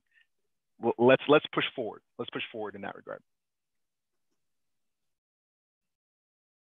As long as we're on the topic of exercises, someone had asked, and I think this is important because of the well over 500 people listening in, I'm sure a lot of them, if not the vast majority, don't have access to the higher end data collection type materials. Maybe we talk about like mid-thigh pulls and stuff like that. So someone had asked isometrics, like just more on the end of isometrics, what are some things that you guys are doing on that end that would not require a data collection? Like I think like Suki had talked about the knee, hamstring, and calf. What are you guys doing from an ISO perspective that doesn't necessarily require any equipment to measure like a mid-thigh pull does? Yeah, so I use a lot of sort of Franz Bosch's bench, sort of hip, knee, ankle work, which is sort of hip extension, isometrics, resisting flexion. They're very simple to use, and you know, if you're not working properly, then you fall to the floor basically. So you know, that's a pretty good way. And you can load them with aqua bags, or load them with plates, or load them with dumbbells, or just, you know, for when we first started, for the boys, just doing body weight was hard enough for them with the levers that they have. So that's just you know, bent leg, straight leg. You can do switches, you can do plyo switches with your feet. You know, there's which they call catches, I think is the terminology. So I mean, they're very, very simple, basic high or low calf holds as well. Thanks, Amy. Really appreciate the text in the middle of the talk. Thanks for that. That's Brooklyn. Thank you, Brooklyn Nets. You know, the calf stuff, I mean, just being able to, everyone thinks when we first got to the team, I mean, it's pretty normal to be wanting 25 plus straight leg calf raises. And I was like, yeah, these boys will get it, no problem. We were just blown away with the fact that players were getting 12, one got 8. You know, getting over 20 was a big deal. So, you know, simple things like that, when players have had shin pain for years, and then suddenly their calf, basic body weight calf strength goes up and their shin pain disappears. It's like, it's not rocket science. So, you know, that side of things, I was very surprised by the success we had with the isometric leg extension holds. And you know, I've never really even thought about using that before as an exercise, and that's had a huge difference. And you know, obviously it's boring as batshit to try and hold an isometric hold for however long, you know, it really is, but players know that if they don't do it, their knees get sore. So I mean, that's the best way to get compliance. They wouldn't do it if it didn't work. So you know, that's been a huge success in our patella tendon, part of our patella tendon management program. And obviously part of the patella tendon management program is doing hip strength work too. So, you know, it all sort of feeds in together. It's all part of a system. So that you don't need, that's what I love about isometrics, is you don't necessarily need a lot of equipment to do it. If you can have the live feedback, then great. But if you don't, you know, if you can't hold the weight, then you're going to fall to the floor basically. I think Suki hit most of the meat and potatoes of things you can do, you know, without any kind of fancy equipment. One thing from a collection standpoint is you can just quantify, like, how many times are they doing those things? Is it once a week, twice a week? You know, what's the duration? And that feed that into a CSV or whatever. And, you know, that's a cheap way to monitor. And then, you know, if you pair that with knee pain or Achilles pain and say, hey, you were doing this amount last year, now you don't have that pain. This year, you're not doing it as much, you know, let's get that number back up. I think that's an easy way to do it. Yeah, I would agree, especially here in New York. We have one of the youngest teams in the league, and we can't even, you know, implement a lot of different, you know, complex barbell, testing protocols, because to them, some of the players, the barbell is even novel. It's the first time using a barbell.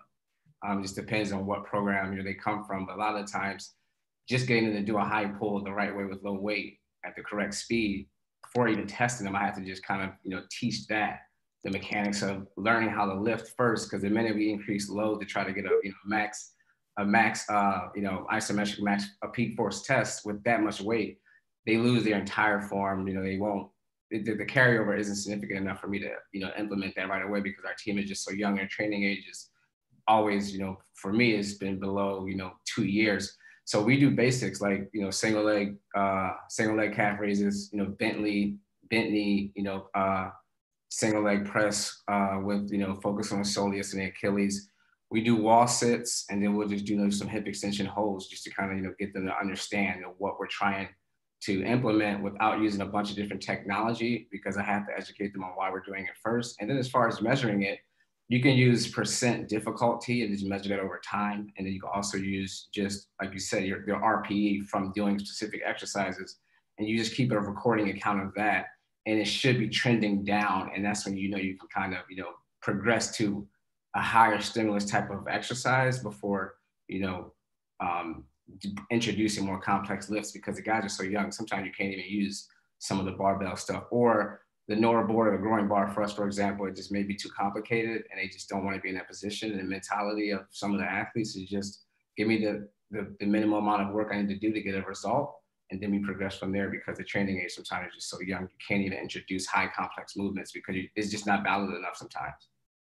Yeah, I think, kind of me, I've been on, and I think Lauren as well, we've been on both sides of the spectrum, where we've kind of had a whole lot of tools to work with, then kind of scale it back to a minimal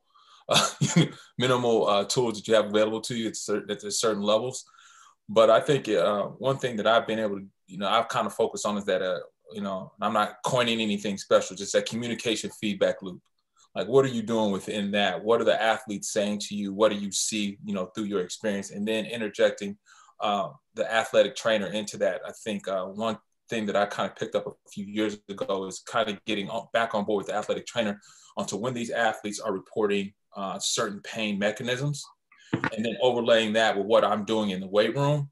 And then kind of the next layer of that would be, if I am doing isometrics, are they, because they don't always report back to me. Sometimes they'll go, they kind of want to go to the trainer to be like, Carlos almost killed me today, so he'll give me that, that communication feedback loop includes all of us, the athlete, myself, the athletic trainer, to say, hey, yes, he's reporting tendon pain, in that patella tendon. Okay, let's implement our isometrics. Now, what is he reporting? When was it high? When was it low? And I could see, from how much load we're doing in practice to how much load am I introducing to them into the weight room, and to see if that spike is, all those things are kind of going in concert with each other.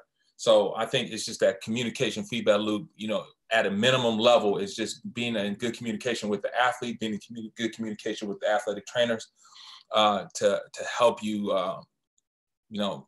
address whatever issue may be going on.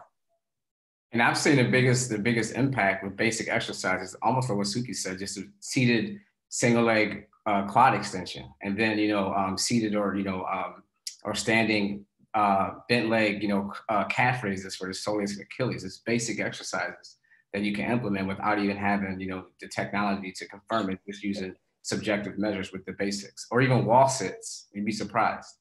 Yeah. Because you better have some of those if you, in certain colleges. You better have those. That might be all you have. I think that's exactly right there, Carl. So I was getting ready to jump on and say, that we've all been, any of us, especially those who've been in the NBA, we've been at a point where we didn't have this stuff, right? And you kind of get in this environment, and now it's like, I'm gonna take advantage of it. Why wouldn't I? If I have the things at my disposal, it's almost foolish not to. But I'm, as Carl said, we're kind of working backwards now. We were part of the haves, and now we're back. Not like we're the have-nots, but definitely have a lower budget and a lower lower resource at our disposal. And as Bryce said, I think that there's a huge value in just simple subjective and in quantitative of some of these simple assessments, pass or fail, right? Like, can you accomplish this exercise 5, 10, 15 times? And I think really what the future is going to be, and we start looking at AMS systems, we talk about high level, this and that, it's going to be dose response. if I introduce this dose and this load, what was the response of the athlete after? And right now we're in a position where we can do it subjectively. But I think, again, the future is going to be when we have more of an automated kind of system to understand that dose response. So as Carlos said, closing that feedback loop of, I introduced this stimulus, how severe was the response from a perceptual standpoint, or from even just a physiological standpoint of tissue damage that went along with it. Now I understand how much stimulus is going to, again, elicit either whether it be an adaptation or whether it be a potentiation or no effect at all. And essentially we're in this warm-up, I always use the analogy with our athletes of, if you're a sprinter and I have you run a mile, that's going to be your full workout. If you're a distance runner, cross country runner, that's your warm-up. Same dosage, same volume of work, but the effect on the athlete is going to be different. And so I think that's really what we want to get to, that point of when we understand what's our dose, what's the result coming out of that. But at this point in time, we can somewhat do that in a little bit longer process. We said, hey, we're going to go for 30 calf raises today. Strict calf raise. Let's see what you got. And at the end of that, man, all right, you got to 20. Last time you only got to 15. Great. There's already an increase in volume and resistance. Now it's also, let's talk to athletic trainers. Carlos said they came in, man, I got to 20 today and I'm feeling it for the next 2 days. Now I understand that kind of refractory period afterwards. And so as we start to plan and progress from there, I can look at those two levels, and as they start to balance out, and understand when I can introduce more stimulus or a new stimulus to that, and really have an understanding of how the body is affecting it. Do you guys, let's go ahead. No, I'd like to add on to that. The one thing for me that's been really novel in this experience, I mentioned coming from the NFL and then working with a population that has quite a bit of a training age, and then immersing myself in this, is,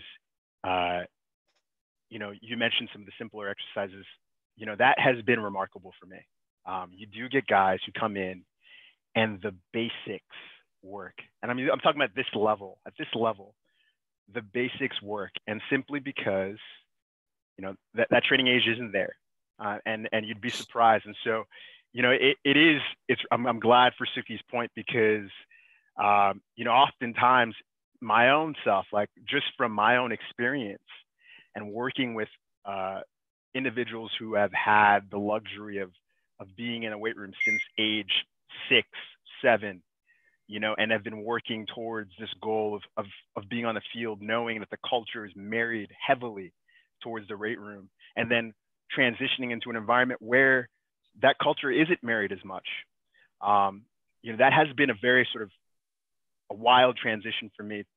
And it's sort of forced me to pull back on some of these concepts, and even the way that I'd want to apply them. And certainly, I think if there's one thing I do want to emphasize, and I'm going to piggyback off of some of the concepts or the ideas that Suki and Bar has, and even Lauren, all of you guys have touched upon, is the basics work.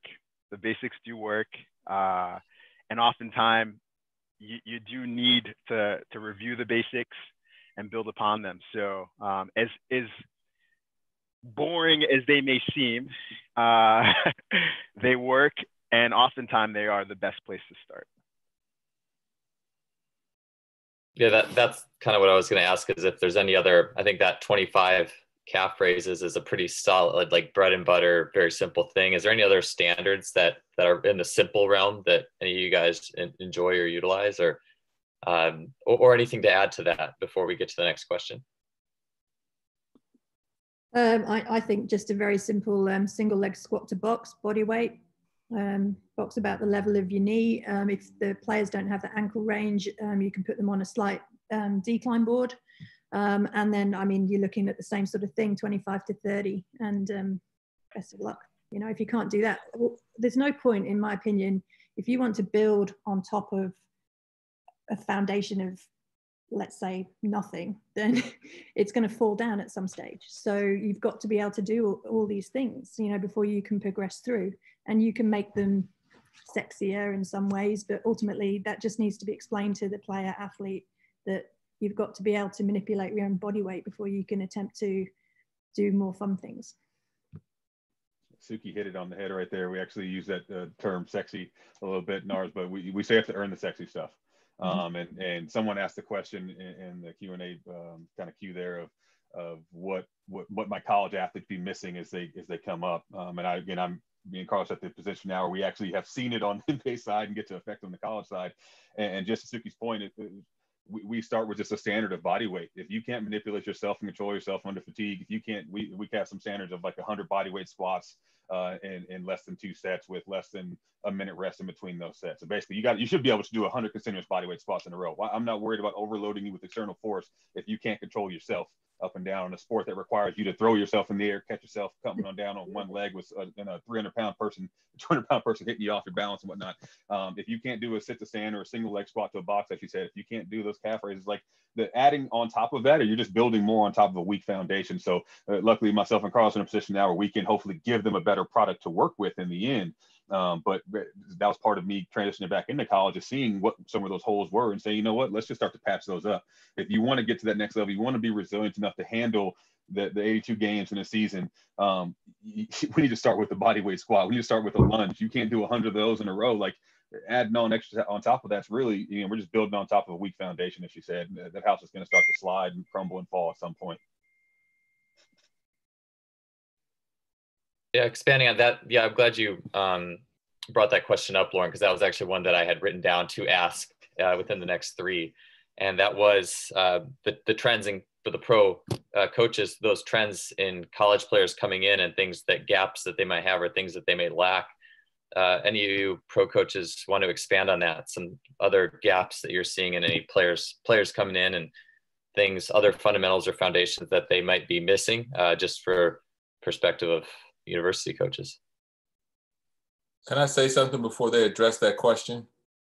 Yeah. And I say this in all fairness to every level, because I've kind of coached on both levels. The same thing, deficiencies they see are the same deficiencies we see because of the age group.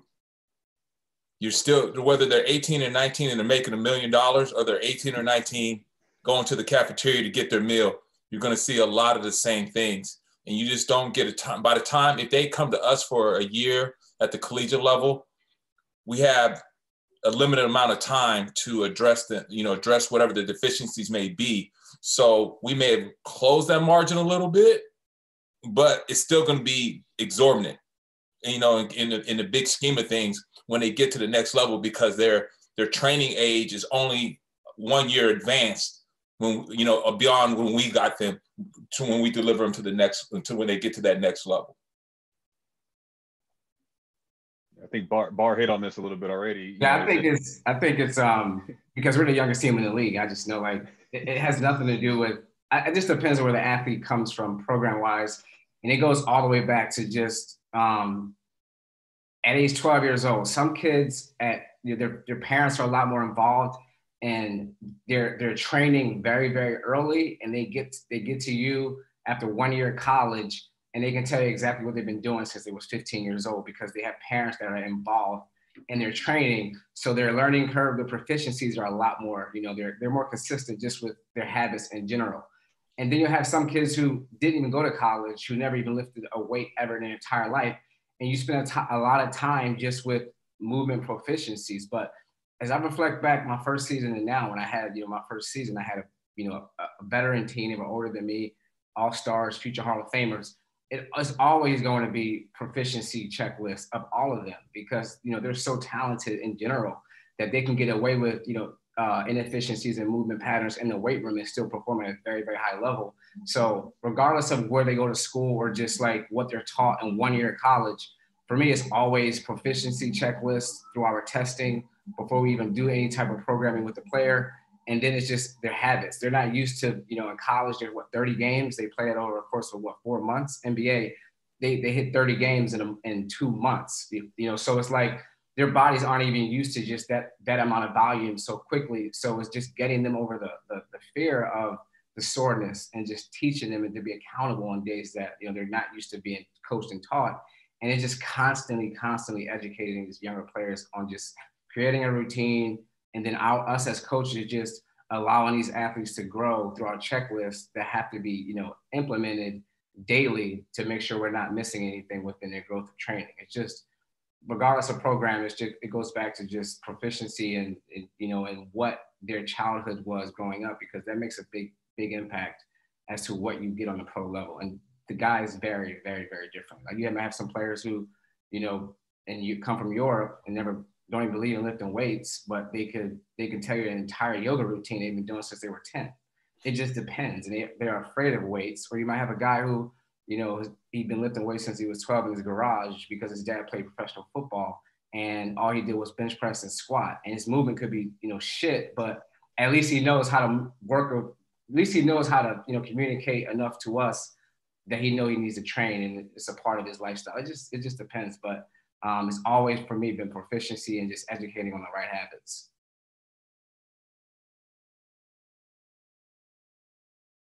So the one question I wanted to get into, does anyone have anything else on that before we move on to the next one?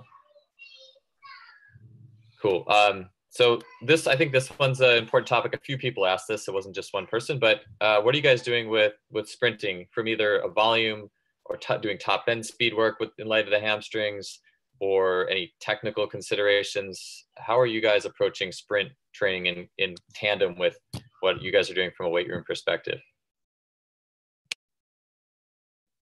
I think Dan touched on this a little bit with the previous presentation, but the court that we play on is only 94 feet. So they're not typically getting up to the speeds that induce the type of hamstring damage, or even like that would warrant that type of sprint training. But for our low minute guys that are missing those, then we'll have them do some like supplementary sessions. Yeah, so we have the Clear Sky indoor system, which we've had for 5 years. Obviously, you've done a lot of work in football with GPS and using that for a lot of hamstring rehab. So like our top sprint band on the court is, you know, 7 to 8 meters per second, and then above 8 meters per second. And the number of players that get above 8 meters per second in practice, or, you know, is minimal as well. Obviously, you've got the data from in games as well. So we have a speed profile from them in games too. So same thing that we're just talking about there with Bryce, that, you know, if they're coming back from some sort of injury, we'll make sure that they can top up and reach those speeds. It's important that they get that high level, the ability to return to that high level sprinting, not just because the court doesn't really mean you need to use it. We still need to be able to, you know, physically reach those speeds. So that's part of our return to play with hamstrings. And again, the players that aren't playing, they have a protocol in place, especially if they've got, you know, had previous injuries. And the other thing that's really useful about the Clear Sky system is if you are rehabbing somebody, you know, you can show them, you know, post each rep or post a practice or whatever, how many times they hit different speed bands, and it starts to educate them, and they understand, you know, how important that actually is.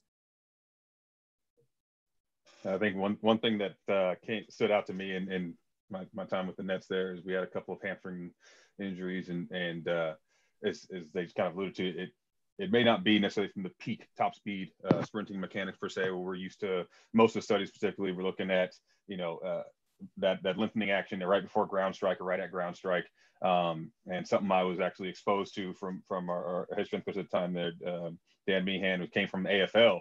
The numerous hamstring injuries they have, a lot of time it might not necessarily be the running motion itself, but might be the follow through, leg swing on the kick, or the bending over to pick the ball up. And in any sense, we're still putting that fast lengthening action on the posterior chain. And we actually had a couple of our injuries happen in those kind of mechanistic ways.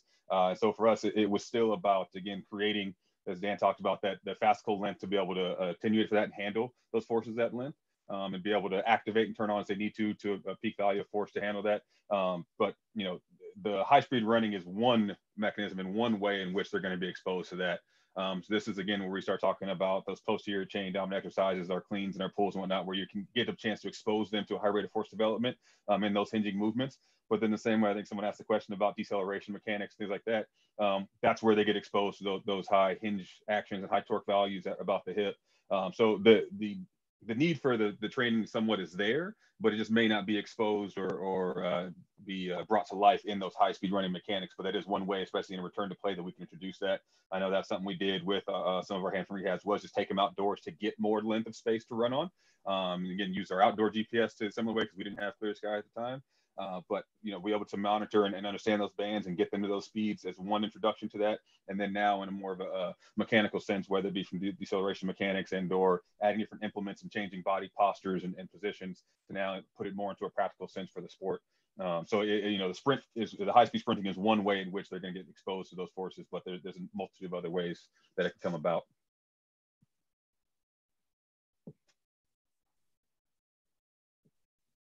I think that the sprinting can go into someone, and Lauren, you mentioned it with the velocity. Someone asked that question. And I think maybe that could tie into when we talk about the velocity of the shin and what's the degrees per second on the hamstring is a lot different and dynamic than the weight room.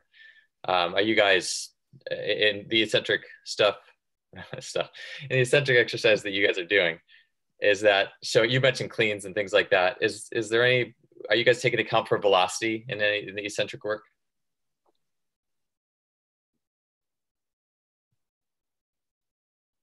Nobody wants to touch that one, huh?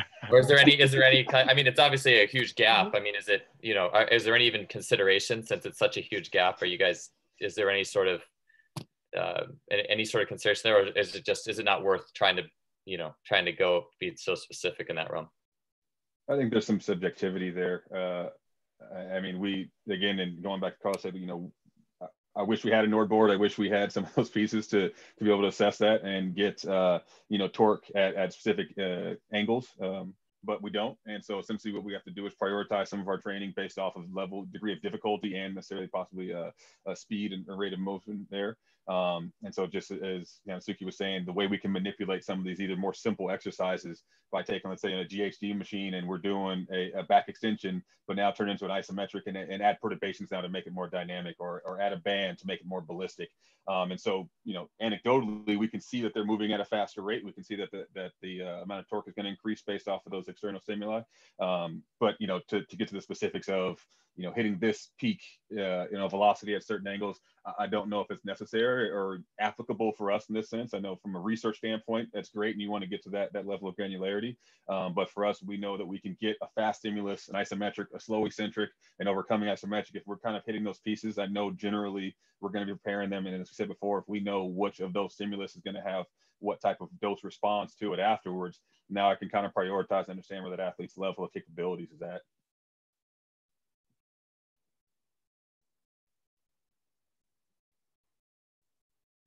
All right, sounds good. We'll jump to a little bit different topic then, a different bucket of topics, if you will. So this one was talking about, and I think this is super relevant, but essentially like triage of using technology. And I'm trying to find the exact question, but basically it's like if you have a limited budget, and I like how you mentioned, let's do the basics to earn the sexier things. And so what would be for you guys, what's the triage then, the basics, and then going up the ladder of things that you guys are using, and implications for people who don't have a huge budget and those core essentials that you would want? I hope that's not too many questions, but hopefully that can get us started.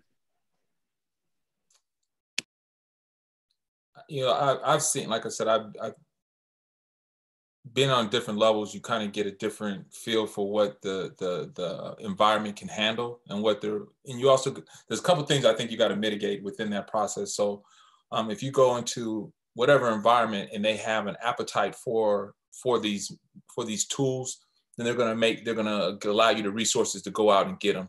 But if you're trying to educate the players, and you're trying to educate the coaches, and you're trying to educate your athletic director or your general manager on the importance of said tools, then it's a slow process, and you have to prioritize, what do I want to get first, and what am I kind of building towards to make this to give me the complete picture that I want to be.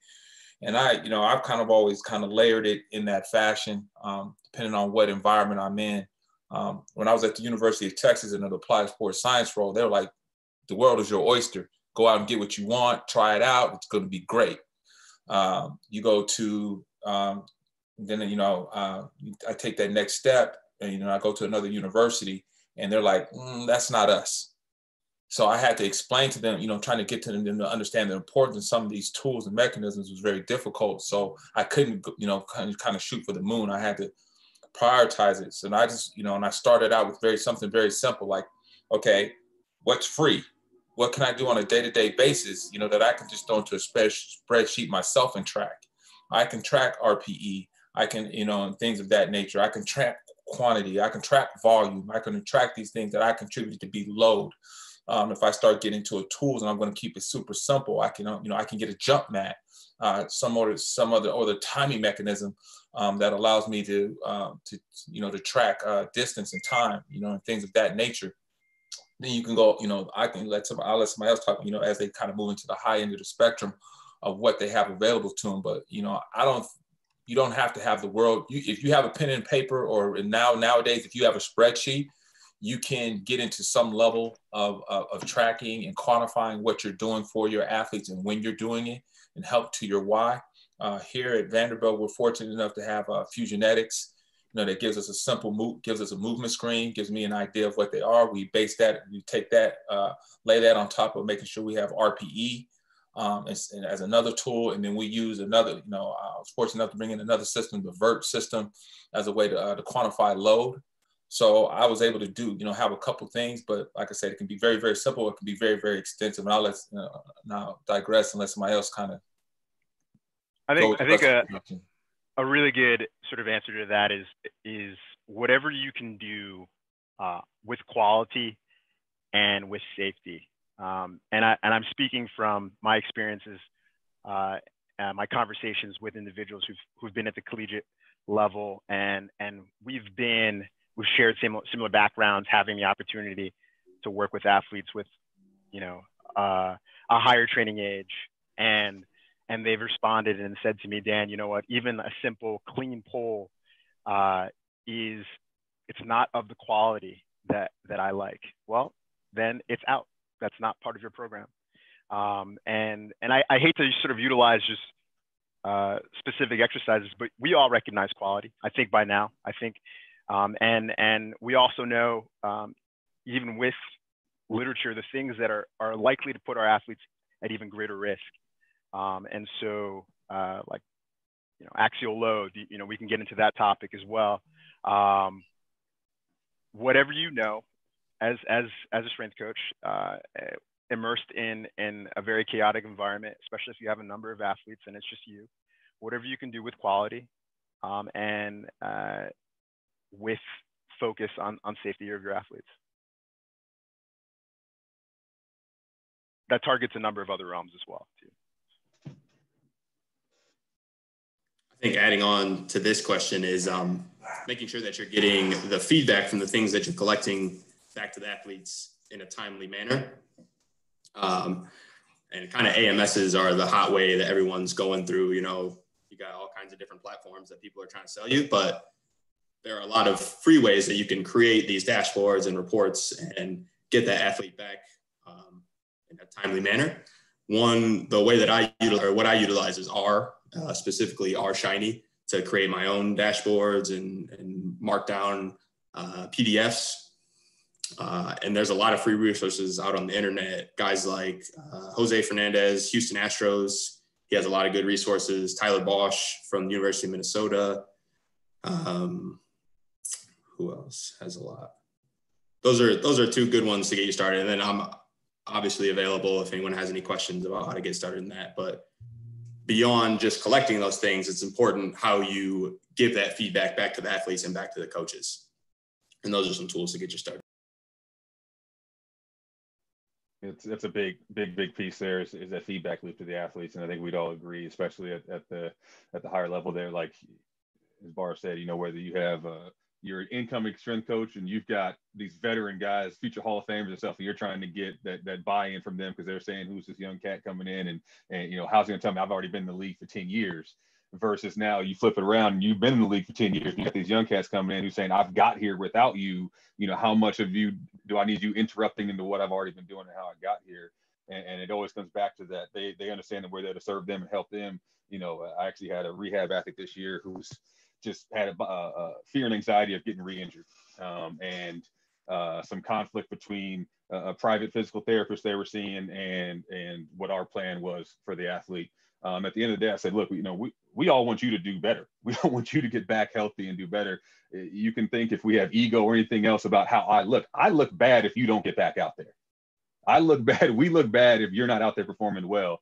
And so we have to really, Bryce, trying to prioritize, make sure that they get that information back to see progress, to see a plan in action, and not just a plan on paper or ideas and thoughts that are provoked and talked about, but keeping them engaged and involved in that process. And we can talk numbers all we want, we can talk testing all we want, but until it gets back to the athlete, for them to see it, process that, internalize it, and put that back into action for themselves, we're going to be fighting an uphill battle, so to speak. And especially, as Carlos said, if you don't have the coach and you don't have the GM or the front office that are really backing you and driving it, you're going to be fighting your own battle against yourself if you don't kind of get those players bought in and brought in. So the feedback loop is a huge part of that, of letting the players be engaged in the process, having them involved, and creating some autonomy to see that their work is coming into something.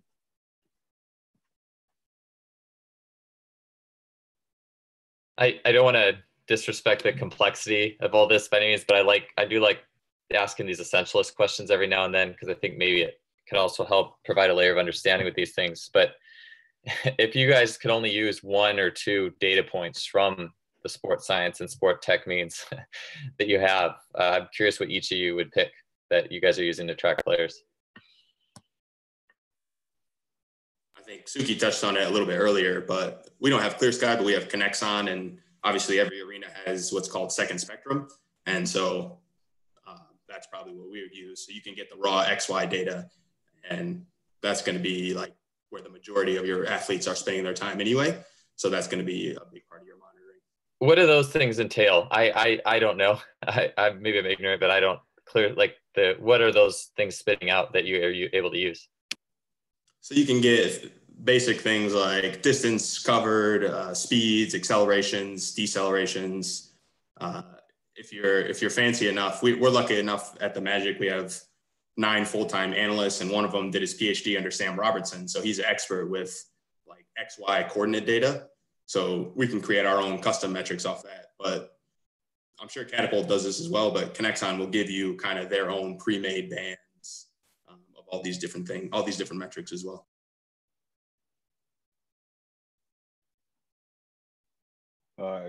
I'll go with the minimalist approach here.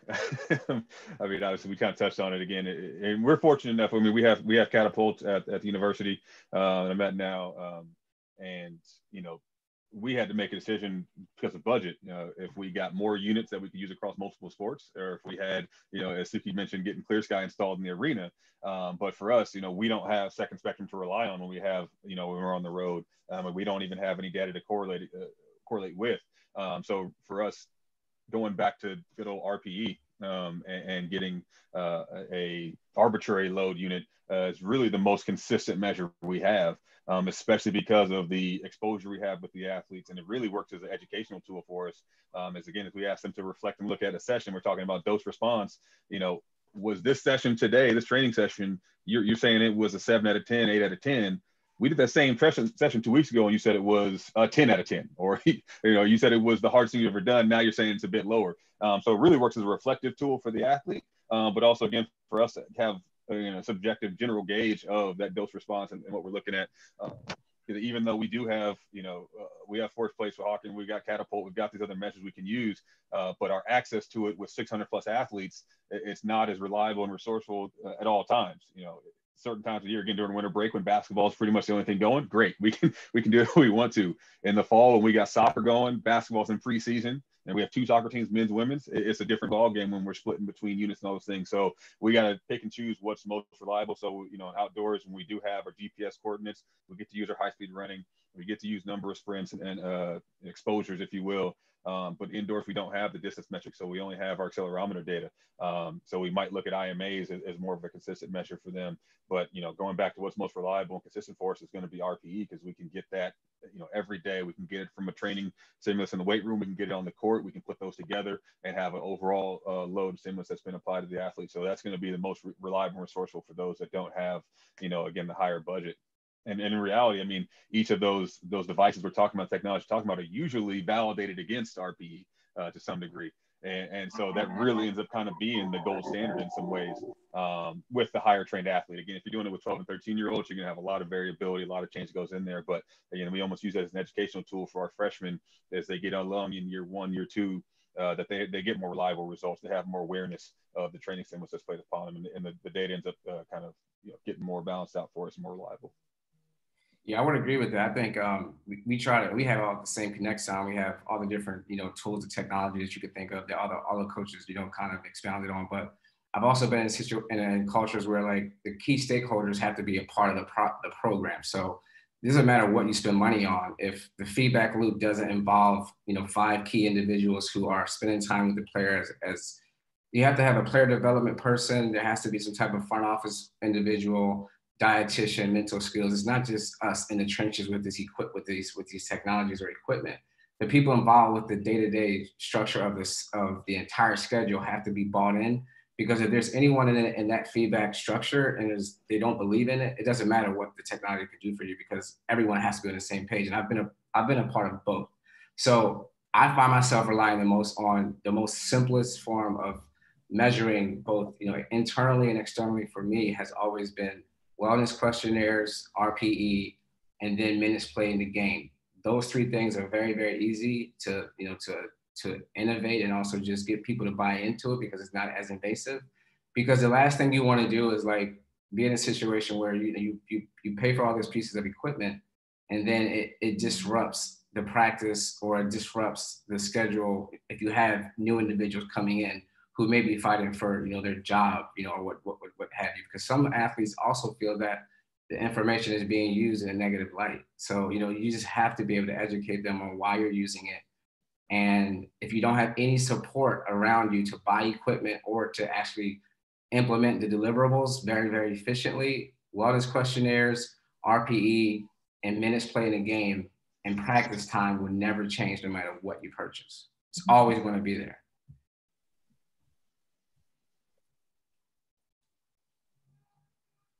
I like what I'm with Bar and Lauren on that. I think those things can go anywhere, and they can translate to anywhere, and anybody can understand them. They're easy to explain. You don't have to have a degree in force plates in order to understand what the information is presenting to you, or some of this other stuff that makes great sense to us, but may not make great sense to somebody else. Like I said, so I agree with both those guys. If you have availability, like I said, we use vert. That's our load. What we do to capture load, jumps, contacts, force generation, of that different stuff. But my head coach, love him to death, but that's he wants very simple. Carlos, am I doing too much with these guys? And he's not really, he's interested, but he's at the end of the day, he just wants to know that one simple thing. How I got to my answer, he's not really concerned with. So just, using simple things, RPE, minutes played, stuff like that. And track, I said, like I said back before, I'll go back to keeping it simple. You can track all those things, acute to chronic, using that ratio to see if there's any peaks and valleys, and track it very simple. So the only thing I would add to that is just, the tracking part of mine would be that acute versus chronic workload. I think it's an interesting point there, Carlos said. We talk about communication of the data and keeping it simple. And Suki, I know, has had experience with research, and Bryce as well here. But it always starts with the question, right? Like, what's the question we're trying to answer? And so when we look at this from a simplistic standpoint of, hey, player, hey, how hard was that? Coach wants to know, was that practice too hard? Was it not hard enough? How did they respond to it? That's the simple question, right? And sometimes we can get a very simple answer that gives us enough information to make decisions on. As Dan said, the OODA loop, which I loved, he brought that up, because I've mentioned it a few times. People haven't always been aware of it. But observe, orient, decide, and act. You're just orienting yourself in that situation to what's the result you're trying to find. I've observed it. They're going to give us a feedback of 1 to 10, it was hard, or 1 to 5, I felt this way or that way, agree, disagree. Now I have some information to orient myself to make a decision on. And so again, the more information I have, the more weapons I have, essentially, to make a more detailed assessment. But at the same time, more information, as Bar said, might cloud thought. It might get in the way. And sometimes it's just a very simple question of, and I remember talking with Ramsey about this before when he was back in Sacramento, and we were talking about wellness questionnaires, and he goes, man, oftentimes, honestly, I'm at the bus. Hey, bro, how you feeling? Good? Yes. Bad? No. Like sometimes it has to be that way because again, that's going to be the most reliable. And if that's what I have at my disposal, and we haven't even touched really on it, but talk about CBAs and what players are required to do and not required to do, what we can and can't make them do. We can always ask somebody how they're doing. I think that's the most fundamental part of our job. How are you feeling today? And that can go a long way for us, just having that understanding of and creating that dialogue with them. So you can eventually start to get to the points of educating on the finer details, more granularity, but just starting with how's it going, how you feeling? You tight from yesterday, you sore, feel good, let's do more today. And just leave it at that until you have a position and a platform to do more with it. Lauren, you said this, and it's a follow-up that I have, and you talked about weighing the other data against RPE. So if the RPE or how you doing says something in what you're getting on the force plate or something says something else, can you expand a little bit on that dynamic? Yeah, I've actually had a specific experience with the Nets. We were on one of our long, I think it was 14, 15-day road trip, West Coast trip, which obviously we're dealing with time zone change. We're dealing with multiple games back-to-backs, traveling different cities. And one of our players at the time was going into training session. We were actually doing our force plate CMJs as a monitoring tool. And before he even jumps, he goes, "L, look, I don't have it today. I can tell you that right now. There's nothing this force plate's going to tell you that can tell you what I'm going to tell you is I don't have it." And I said, "Well, great. Just go ahead and give me what you got. I want to see what's on there. And at least we have that again in our log, if you will." Long story short, he actually set a PR that day for his vert, for his jump height. Here, he wasn't locked in. All right, and he wasn't there. He was mentally beaten, tired. Had a newborn at home. Again, long trip away. First road trip we had away from his child since child was born. There's things mentally and emotionally weighing on him that his perception of his being was less than dampened. Physically, the output was there. His modified RSI was good. The jump height, again, the output was fine. But anecdotally and personally, he didn't feel he was as in tune as he could be, as far as present, if you want to call it that. And so, as Bar said, that's a team talking decision now, where we bring our sports psych in, we bring our coach in, the skill coach that's working with them on that day, for him to really have an understanding of where that athlete is on that day and what they're really in a position to put out. And so with the sports psych coming in and saying, it's having that discussion with them, what's really weighing them down, what's really involved, to be able to say, all right, well, what's the best we can get today? Let's have a plan of how we can best execute our skill and our physical piece as much as we can on that day, but let's also make sure we have time for this player to get back right mentally. It is a grind, and we say it's about all the sports, but I know from working in baseball and basketball and working with some ice hockey players as well, like those seasons are long. There's a lot of games, a lot of time away from family, all those things that we might normally have as refreshers, if you will, that again adds our ability for our psycho-emotional to drive the physical. We often talk about being physically tired and having the mental side push us along. Sometimes you're physically ready and the mental side's pulling you down. And so that was an example of an awakening for me to see a player physically able to do, but mentally and emotionally not there. And again, that's where those subjective questionnaires, things come a long way to be able to say, because subjective response, that perception is reality to that athlete. And we can say what's physically there, but what they're going to give us or what they feel they can give us is a different story. So you have to look at both. You can't rely on any one piece to tell you what's there. And I said this in a talk yesterday, but I can't plan a program or write a workout 3 months from now for an athlete because I don't know where they're going to be on that day. I don't know what Thursday in June is going to look like today. I can have a plan of where I want to periodize and kind of what stimulus I want to introduce, but on that given day, I don't know. And so I have to have that flexibility and that agility to understand and assess where we're at and what my best option and worst option might be for prescription on that given day or time. So I think you just have to always keep an eye on, again, your reliable data sources and your consistent data sources to supplement what you might have, again, more granularity with. Yeah, I completely agree. And the other thing is, you're in the NBA, you're tired, everybody's tired. Everybody's tired. You just got to get on with it, like toughen up, cupcake. As long as you don't think for whatever reasons, and you've got multiple people seeing the player a day. Like for our process, they come through, they see the PT, and they come through to us. The athletic trainer normally sees them as well, and they're going through, because we use the Popovich system with the vitamins in this country, and then so there's multiple eyes on these players from the entire day. So hopefully you're going to pick something up. If there's something not right with their range of motion with the PTs, will pick that up. Or we watch them in the weight room and then that something doesn't look right, and then they're going through to the coach and they might bring up, oh, hey, it doesn't seem to be pushing right off his right leg today or whatever. So, you know, you're constantly evaluating them, but at the end of the day, this is the job, and the job is to perform, full stop. So get on with it. Briefly want to touch on that. Suki said there, yeah. That scenario I was talking about actually was, we had a similar, the vitamin system, if for those that aren't aware of it outside of the NBA, essentially we have these daily touches with the athlete, where usually it's some sort of order, where they're from the physical therapist, athletic trainer, to the performance coach, into the skill coach, before we even get to a team practice. In a sense, gets them their individual time. That scenario I was speaking of was literally just that same thing, where the athlete was with me for their monitoring before they got on the court. So again, it said we had a chance to catch that before we even got onto the court with the coach, and introduce that and bring that to light as we got into our individual work there. So I thought that was good to touch on and kind of expound on that. It's a great system. It really is. And, you know, it's been, you know, having that 20-minute, you know, rolling groups really helps with us for weights as well. They come to us for their weights group, and then they go to their vitamin, and they're staggered in groups. So, you know, and that's their time to be, you know, individualized on the court, you know, one-on-one with a coach. You know, we have them in small groups in the weight room. There's normally no more than 2 of them with one of us at any time as well. So, you know, we managed to good attention to detail and get a lot done.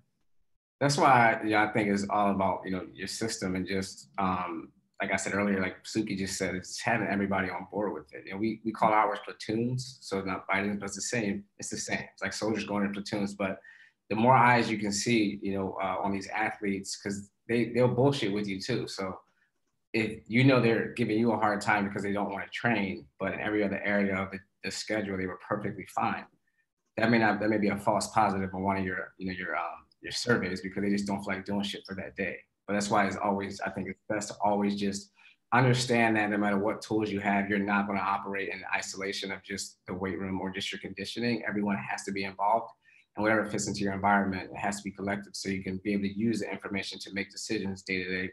And it involves everyone, and like Suki said, on board with everything, because they're going to be tired. They don't want to do anything, and some days you just got to push them through it. If you know you can check the box on every other area that is surrounded with.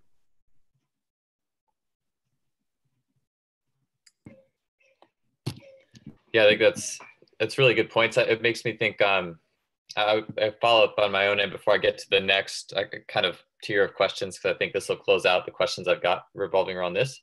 Would be it almost as if you guys are listing like an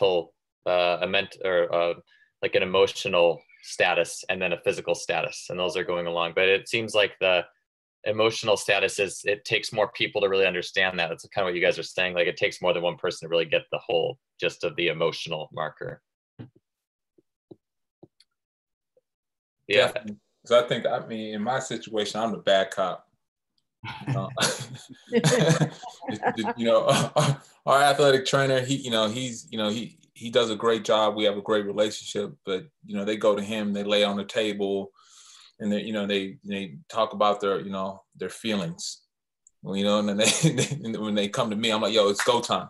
We got an X amount of time. Let's go get this thing. So they revert back, you know, to, you know, when they leave the weight room, you know, to kind of being able to have that, you know, opportunity to talk about how they feel. It's not that I don't care. It's just, you know, it's every situation, like Bar said, every situation is different. How we system, being able to kind of get these guys through to, you know, to get to the next place is just different. We don't have an opportunity to systematically, you know, touch here, touch there, because they have class, they have an athlete, you know, they have they may have some academic responsibility. They have some other things that kind of come into play with that. But I know from my experience on the NBA level, and one of my mentors told me this early on, one of the difficult positions to be in is the strength coach, because athletes perceive us as taking something from them. They don't always perceive as us giving them something, like we're giving you, you know, this stuff that's going to help you perform better. Because of so many time constraints and so many other things that they do, they feel like this is an effort that they have to give us. They're giving us another effort. The athletic trainer is giving them something. When they get off that table, they feel a little bit better. They may go to the PT. The PT is giving them something, they feel better. And, you know, they go to do their shooting or whatever. That guy is giving them something, because that's something that translates directly to their game. Then all of a sudden we're like, hey, you know, you got to lift today. man, you taking 20 minutes, you taking half an hour out of my life, man. You know, they have this attitude towards, you know, that we're taking something instead of perceiving as we are also contributing and giving something to you. So that being able to have people, like Bar said, that you work in concert with, that are going to support you, and to say, hey, no. They're not taking something from you, man. This is a part of the whole chain of events that are going to lead to you performing better, to being available, to doing what you're supposed to be, what you want to do at a high level. All these things work in concert. And if you don't have everybody in that chain supporting each other and, you know, and believing in that same message, it can get out of whack really, really quick and make our job, I think our job as strength and conditioning coach, very difficult if it pours into, yeah, they are taking something from you, or they don't place value on the S&C portion of that, of the vitamin. I like that. I'm stealing that, the vitamin. The vitamin. You know, the one thing I thought was really important in that discussion, you mentioned a number of factors, a number of people too. I'm blessed to work with a good team of individuals, and I rely on those teams. And you know, I avoid trying to answer those questions one particular metric that gives you all the answers, or if you had to narrow it down to one metric or two metrics. You know, we realize on a regular basis we never have enough metrics. But more importantly, even beyond those metrics, it's what we see and the relationships we create that gives us really sort of viable, like valued answers for those athletes. And we do that as a group. And there's so much power in that to make really sort of informed decisions. My perspectives are going to be a bit different from the PT versus the AT versus the coach. Having those opportunities, having the opportunity to have those kind of discussions really provides, I think, superior decision-making abilities. And so in that respect, relationships and whatever metric marries well with relationship. I know Lauren used RPE, but whatever drives, I tend to sort of pull myself towards that and one maybe other objective measure, but certainly something that is valuable to me because it allows me to leverage this, I think, responsibility as a strength coach to really sort of create and improve relationships with those guys.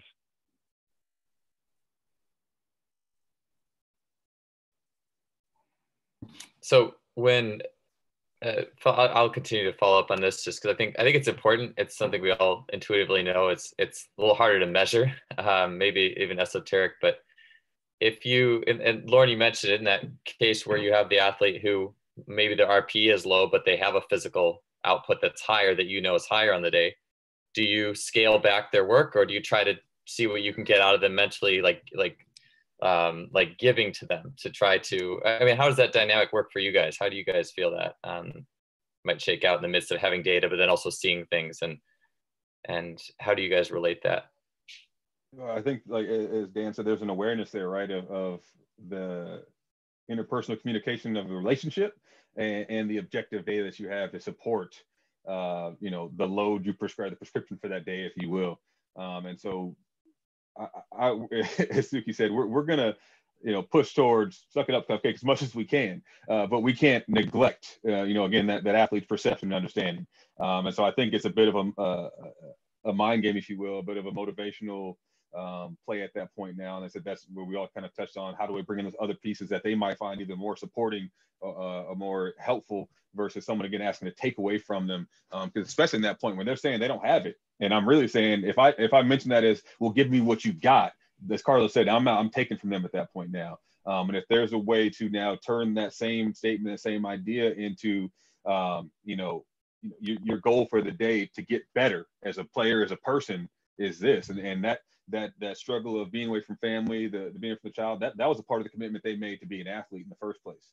And so reminding them, as I said, of this is what they're investing in themselves. This is a part of their bigger plan, and help give them some perspective back to that. Maybe might elicit some more positive motivation out of that, and almost say, hey man, if you miss your daughter, realize why you're here right now. If you miss your family, realize why you're here right now, because this is all meant to support and provide for them. And see if we can conjure back up. Because again, I have the ability to support that statement now with saying physically, I know you're good. You look in a good state. You've already seen the PTs. You've already come over here and expressed force for me, expressed velocity for me, whatever that may be using the metric. I know physically it's there. What do we need to do to help you get in the right place mentally and emotionally now that you can realize that? So it's not a matter of we need to tone it back because they're going to hurt themselves because they're going to overload. If they're expressing that they have the ability, it's there. Now it's just a matter of perception. And so we oftentimes, as Carlos said, we might not be the person that can really elicit that in that sense. If I'm the one that's always asking of them, but if I know I've got the athletic trainer, the physical therapist that they go to talk and to be good cop, if you will, or if they got a good working relationship with a sports psych, or oftentimes it could be that coach on the team, that skill coach, that's that person that they go to. Again, so that exact scenario, that is, it says conversation with the coach before they hit the court, is he's coming out, changing shoes, whatever. Hey, just so you know, this is where he's at. That's what he told to me. You know, if you got that personal bond relationship, you might be able to spark a little fire up to say, again, what can we get out of that? But then also, again, realize they haven't mentioned that there's a deficit with that psycho-emotional side. So making sure that that's attenuated as well. And let's train them both up. Let's give them stimulus to support everything there. But we know physically it's in there. So we can't, I'm not just going to neglect it because they're sad that day, neglect it because they're tired that day. Because like you said, we're all tired. We all want to be at home with the family. We all want to be doing those things. But we're all, again, given to the greater good, the bigger purpose. And so let's just remind ourselves and get that perspective back of what am I investing today for myself to grow out of this and not just give up. I think Lauren. Good. No, you go, Bob. I'll be quick. I think Lauren made a good point. First of all, I mean, at pro level, you're paid to play and perform and win games. Winning will cure all moaning. If you're winning games, you're compliant. So let's just get that out the way. That winning, everything's good, right? But if you go, they're human beings. They're emotional, and I think psycho-emotional component of the game. You're not winning games, and you check the box on all your data, and chronically nothing really stands out, then maybe you look at, is he playing a lot of games? If not, there's other people behind them that are supporting him that may not be the most positive because they're supposed to be playing more minutes. They may have, relationship or marital problems. They may have said something in the media that could be causing them to be frustrated. I mean, there's so many other variables outside of, are we winning games? Yes or no? Does our data tell us anything that looks abnormal from a standard deviation standpoint? Yes or no? Then move on from that and look at some other things that maybe is bothering this athlete that you can figure out how to get them motivated to do what you need them to do. And that will sometimes drive the decision-making as to scaling back on their volume and load, or just, maybe just having a talk with them about whatever feelings or emotions they're experiencing and get them through the work load that day. But I think they're human beings, and winning it takes a toll if you're not winning games. Suki, you can go ahead with that. Yeah, well, I mean, we all know this, but this sport in general is all about relationships, and the NBA in particular is about relationships. And you spend so much time with these coaches, players, the awesome people that I work with every day. And I just think about one particular player. When we turned up, we blew the strength and conditioning program to pieces, but we did it very strategically, so it wasn't overwhelming, and we started to blow it to pieces, then build it back up. As soon as something became normal, then we were able to add in something else, and that became normal. So it wasn't like, bang, we're going to change all these things in one go. We're also very lucky in that we had huge support from our coach at the time, which was Jason Kidd. He was very interested in the program and very supportive. And also at the time we had the youngest team in the NBA. We actually did have the youngest team in the NBA, I think, whereas now I think we have the second oldest team in the NBA. So you've got, young players who are, not successful, who want to be successful. And that is how, that really helped us drive our program. And I talked to two of our senior players regularly about Chris Middleton and Giannis, because, them buying in and them being, having great success with the program meant that anybody who comes to our program just buys in immediately. The success of the program is very much driven by them. But, one player in my first year, originally the system was you have to do a certain amount of workouts per month. And then what was happening just before we got here, and then it was, they'd be jamming them in the last week of the month or something like that. And we were like, well, no, okay, that's not going to work. These are the days that you need to lift.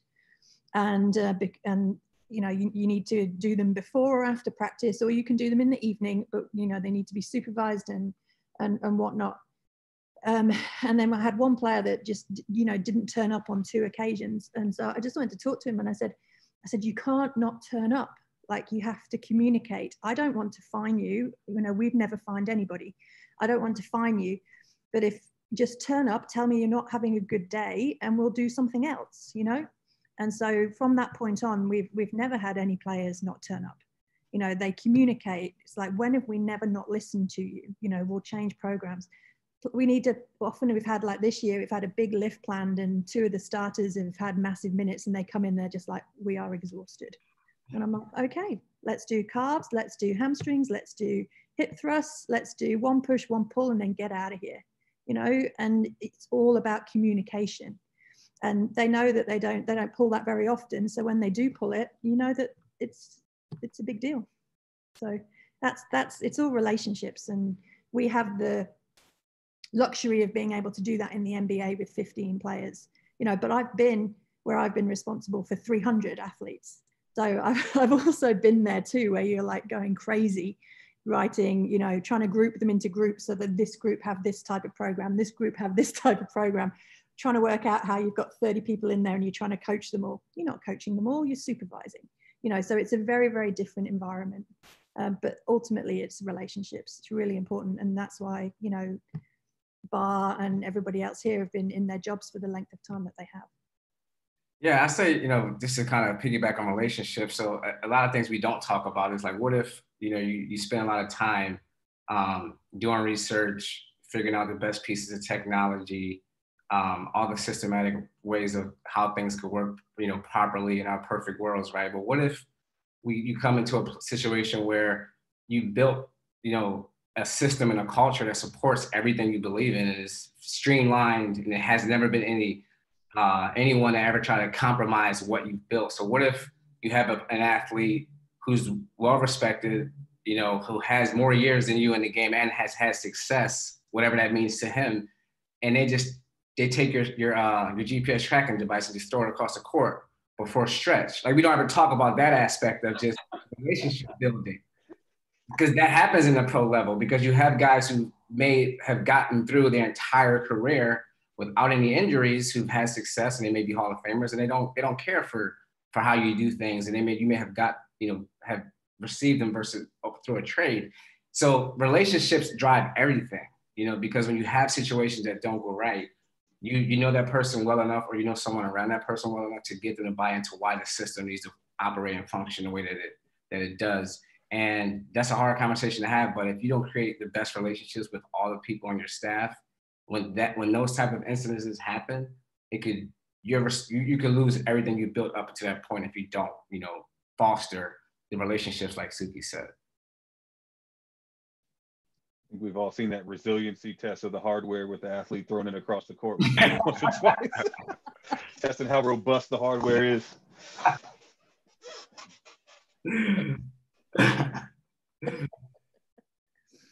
That's good stuff. Anyone else have anything on that before I go to the next question? Yeah, I was just gonna say, like Suki said and Bar said, like, I remember my very first year in the league. Like, if you know, I'm fresh off, you know, going from where I was in San Antonio to New Orleans, and now I'm the head guy. And if Chris Paul and David West, who were the leaders in that locker room, don't buy in, and if any of you guys have ever heard any stories about David West or Chris Paul, both great individuals, but they can derail what you're doing very, very quickly if they don't believe in it. And if I didn't get buy-in from those two guys, no matter how smart I sounded, no matter what I did to put in the way of those other athletes, it wasn't going to happen. And they also helped me police when we did make trades and we did get guys that were from other teams with other ideas of what they were getting ready to do. They put the brakes on that when the guys walked in the room, like, hey, this is what we do here. So if you don't have a good relationship with those guys, the guys that are the pulse or the true leaders of the organization, it's gonna be a long road. It's gonna be tough. Yeah. I love the way you put that right there. That's something that I often fall back to and love to hear when one of the athletes says, this is what we do, or this is how we do it. That's when you know, again, it's ingrained in the culture, it's ingrained in the environment. It's not your thing. It's not the sports science crew the piece and whatever they're throwing into the pie. It's a part of the culture of the environment. It's a part of the coaching staff's decision. It's a part of the players' involvement, understanding of their own work being done and their own implications on the team. I think that is the litmus test right there. When you have a new player come in, whether it be a trade or free agency or whatever, and the veteran players, the core players in that team can say, this is what we do in this group. That's like the pinnacle right there. You got the world is your oyster at that point.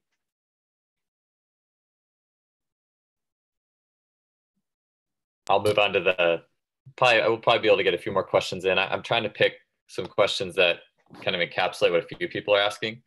And Dan, you mentioned axial loading a little bit back. Someone had asked the idea, and I think this is probably distinctive of pro versus college versus high school, but training strengths versus weaknesses. And so I'd imagine, that I'm sure we talked about deficiencies, but how much are you guys trying to get outputs versus shoring up weaknesses to prevent injury, if that makes sense? Could you guys talk about the interchange of all like the isometrics for injury prevention and eccentric stuff for injury prevention versus things that are possibly trying to improve outputs?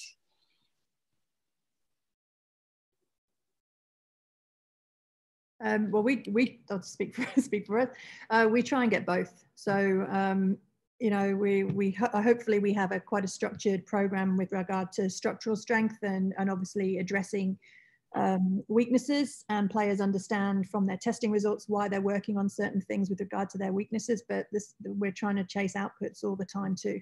It might be a 6-week block where there's 4 identified ability to get a really good lift in. And so obviously rather than just going bang straight to the 4 good lifts, we'll build up. So over the 4th lift, we're really hitting max sort of numbers again, or preseason numbers, or even, max numbers. So it's all a case of looking at your schedule, which is different to everybody else's, and working out where are the clusters of time that you can start to really chase certain qualities. And for our sport in particular, it's very, very dependent on the schedule. For me, I think it's, I always default back to training the breaks. And I think because, these guys, no matter what they do, they're always going. So if I have one thing that I'm going to kind of hinge on, obviously I want them to be stronger. I want them to run a little faster, jump a little higher. But if I default back to making sure that their breaks work, then I'm not going to do anything detrimental to the athlete. So a current theme, a consistent theme throughout all my training is, we're going to train the breaks, whatever they may be, mostly a lot of posterior work, eccentric, concentric, whatever the case may be, whatever mechanism I choose to do that with. But, you don't always have time to train, to get performance gains. Like if risk versus reward, if I get a guy to jump, he already has a 39-inch vertical. If I get him to 40, is he going to be a lottery pick? No, but if I can keep him healthy and I can keep him able to do that on a consistent basis over the course of a season, 2 seasons, how long I have him, for me, that's the benefit. That's kind of my goal. So I always, like I said, I revert back to the things I know that can protect him and can help him maintain certain athletic things he's capable of doing at that point in time. I get that athlete. I think I go back to Suki's analogy earlier, building a house on a weak foundation. And, no matter what modality you're using for performance enhancement, it's going to be limited by the foundations they have to imply that modality of training. If I've got poor core integration and pelvic control, are some of those more ballistic or explosive posterior chain exercises going to have the same crossover effect? Am I actually going to have the transfer of force that I want to? If they don't have the integrity, let's say, of shoulder capsule, or doing some pushes and jerks things overhead, is that going to have the same transfer I want to? Am I going to be able to get the same loads I would need to have that transfer of force? So I think they're one and the same in some sense. The more I shore up the foundation, the more I can layer on top. And the more I layer on top, the more I'm going to have a secure foundation to hold that. And so I think, as Suki said, depending on time of the season, the refractory period after that training I have for recovery and for adaptation really plays a role. And I think that really plays across all levels. You just have more time of it to do so at the lower levels. You have less time of it to do so at the higher levels, again, because competition is king. Winning games is what it's all about. So I can't sacrifice winning games for, again, as Carlos said, some marginal gains and an arbitrary number that's one piece of their performance. But at the same time, if I can add more to their toolbox to use in performance and in competition, then that's a win. And so we're kind of looking for low-hanging fruit that will support both.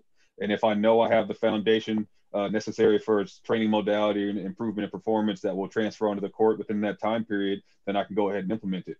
But if I want to implement a strategy that might have a more of a detriment during that recovery period afterwards, then it's not really going to be as beneficial for us. So it depends on the time of year and what you're looking for. But you can do both. You can go after both and just pick and choose kind of the stimulus you're going for. And again, just knowing the athlete and what they have to give you, what's in their toolbox to work with.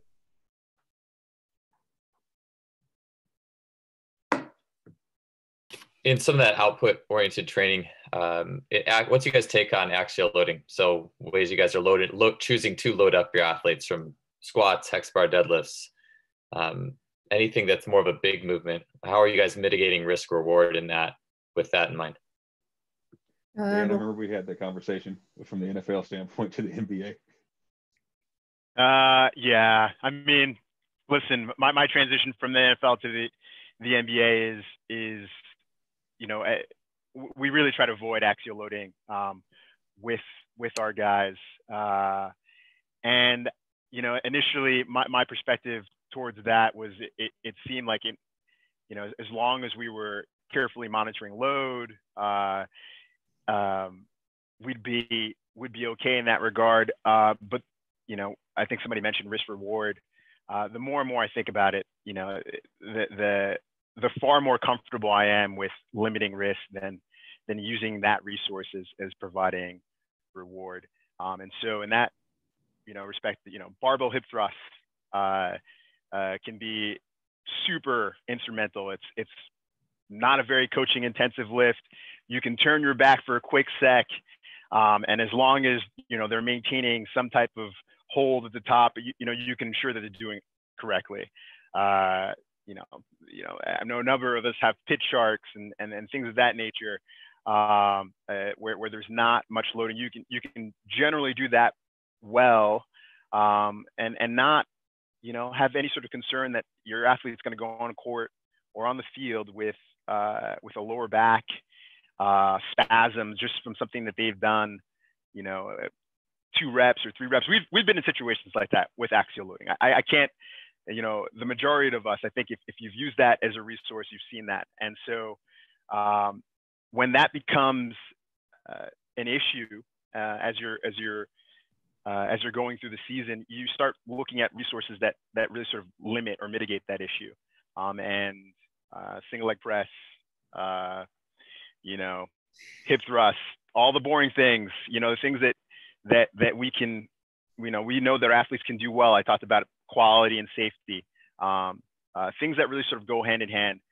Those are the exercise choices that you know, generally after, you know, transitioning, and even more now. I mean, I've had discussions with friends who've noticed their own program design changes in the NFL. You know, you really want to start focus on building athletes and not necessarily, you know, bodybuilders or power lifters in that sense. I'm like you. I came from football as well, so it's different. I still do it. Again, it's athlete dependent. It needs to be built up to. It's not something that we avoid. Particularly, there are some players that I don't heavy squat for. You know, I'm sure you can guess obvious reasons. But if they don't heavy squat, they probably heavy deadlift. So we've got some veterans, Europeans especially, that, you know, that's not really their bag, baby. So, you know, fair enough, we won't do that. In season, I tend to do a lot more heavy loaded single work. So heavy step ups, using the single leg press more than I've ever used it in my life. I'm sure you can all appreciate that. I'm doing a huge amount this year, actually, of the rear foot elevated split squat, the hand supported one with the safety bar. That's been really, really, really good, and been able to get like really good load out of that too, and band and squat variations. But it's definitely not something like, I don't avoid it. It's definitely something we'd like them to be able to have. Some players are up around 2 times body weight for squat squats and deadlifts. Some players don't squat and deadlift at all. It's just a sliding scale, as you know, and also it depends whether they're actually really motivated to want to do it. And we've found that most of our guys actually do want to add it to their bag as such, but time and a place for everything. Do a lot more single leg work in season. Yeah, I would agree with Suki. We focus a lot on single leg work. As far as the axial loading, is very athlete dependent. If I had a relationship with an athlete for 2 summers or more, I'll probably feel a lot more comfortable implementing, squats and some other front squats and some other ways to load them. But if I don't spend that time with them, if they're, we don't get that off season together where I can really coach and manage the load, in increments, then I probably won't do it in season. So we use a lot of kettlebells. I feel like, kettlebell is a tool that you can do a lot of different facets of training with: stability, speed, strength, power, as long as you control the contractual continuum. Trap bar deadlift, vest, and then dumbbells. And, we use barbells. We just don't do a lot with, axial stuff. But yeah, it's just athlete dependent. And then, how much recovery do you have in between it? And can they do it the correct way? So for me, the barbells is novel because our team is so young. So in season, we don't do a lot of it, but we still, work posterior chain a ton. We'll still do hip extension. We'll still do deadlifts. We'll still do, some of our, lower sumo deadlifts, a lot of single leg, heavy single arm carries. So we get the work that we need, and we don't have to load them and risk injury. But I think it goes back to just the training age and what you feel comfortable, allowing them to do. And is that worth the reward depending on where you are during the season? I think one other aspect that is that as well is just where do they come from? Yeah. I know in my NBA experiences, there's a lot of turnover, and there's a lot of, you're going to get guys from different places and what they've been exposed to, what they haven't been exposed to. So obviously, after hearing this conversation, if I'm an NBA strength coach and I get a player from the Bucks, they may be comfortable with back squatting. So now it's easy push. Hey, let's go for that. Let's add that in. Or, they may come from a place, they may come from Brooklyn where they have not been doing a lot of axial loading. So I'm going to, unless they're on a long-term contract, that's just not a battle I'm going to fight right then. It's just not worth it. So I'm going to implement some things that they're used to. I may have some other variations that I'd like to use of that same exercise, but I'm not, it's just about everything. Both Suki and Barb said the right thing, and I'm not saying Dan didn't, but you just got, I think the history of where they work, and also if you take that into account, will help you determine what you're going to use with said athlete at any given point in time. And if you don't have the time to teach it correctly, then it's very, very difficult to use. And that's the number one thing you don't have in the NBA or at the collegiate level, is you just don't have a lot of time to teach a proper axial loading. You just don't. So you have to, if they come from a history of it, great. But if they don't, it's like, am I going to spend 3 weeks teaching this guy how to properly squat when the season's right here? Or do I take this time and I know I can get him stronger through another means? You just got to know what you're looking at in totality. Yeah. And just real quick, it's really important that I share this, just because people that know me know that I love to squat and I love to Olympic lift. Shout out to Steve Titus, one of the best Olympic lifting coaches that I've ever had the chance to work with. And the reason why I want to shout out to him is because I've been lifting, doing back squats, doing cleans, doing snatches for a long period of time.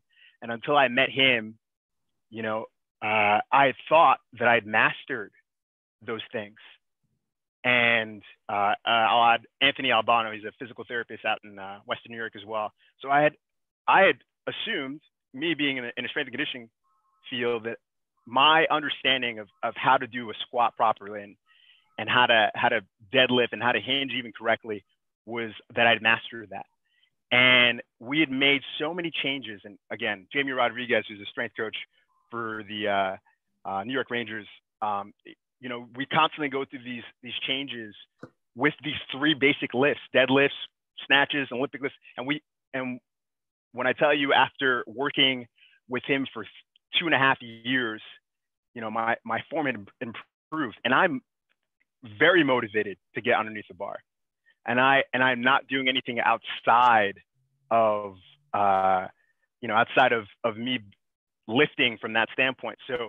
So when you have those things combined, that for me was really instrumental in helping me sort of shift towards things that I knew would probably be a bit more appropriate for athletes who I know are probably not going to have the amount of time that I did to master those movements.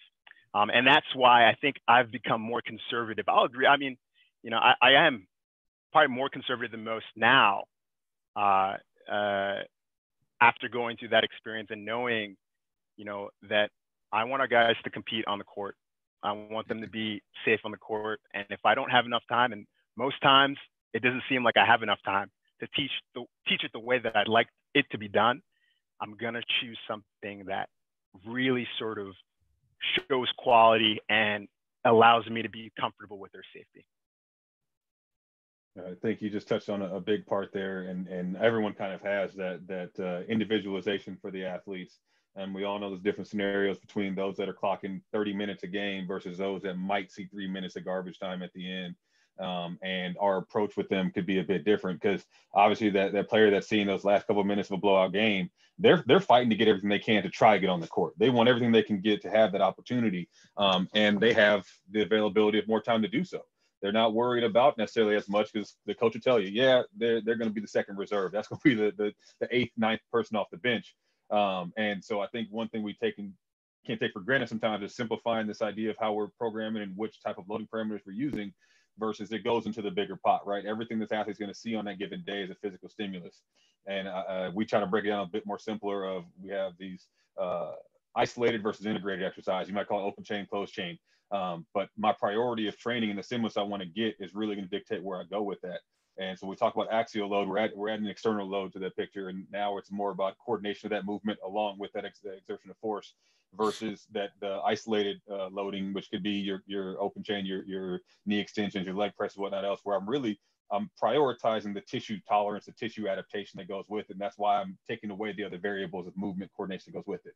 And that effect on the athlete can really change on the training environment. So if we're talking that structure of vitamins, and I know that athlete's going to be exposed to some more proprioceptive balance and coordinative work on court, I might feel better being more conservative, knowing I'm getting the tissue loading in the weight room, and they're going to get the coordination work and practice of the skill gaining on the court with the coach if we have it designed as such. If I don't have that kind of collaboration with the coach on the court, and they're not getting it there, and it's going to be pretty much just load and explode in basketball, I might take a different approach in the weight room. So the loading parameter, it really just has to be designed to fit into the holistic part of the training program, and it's never going to be in itself the one piece that's going to create the adaptation.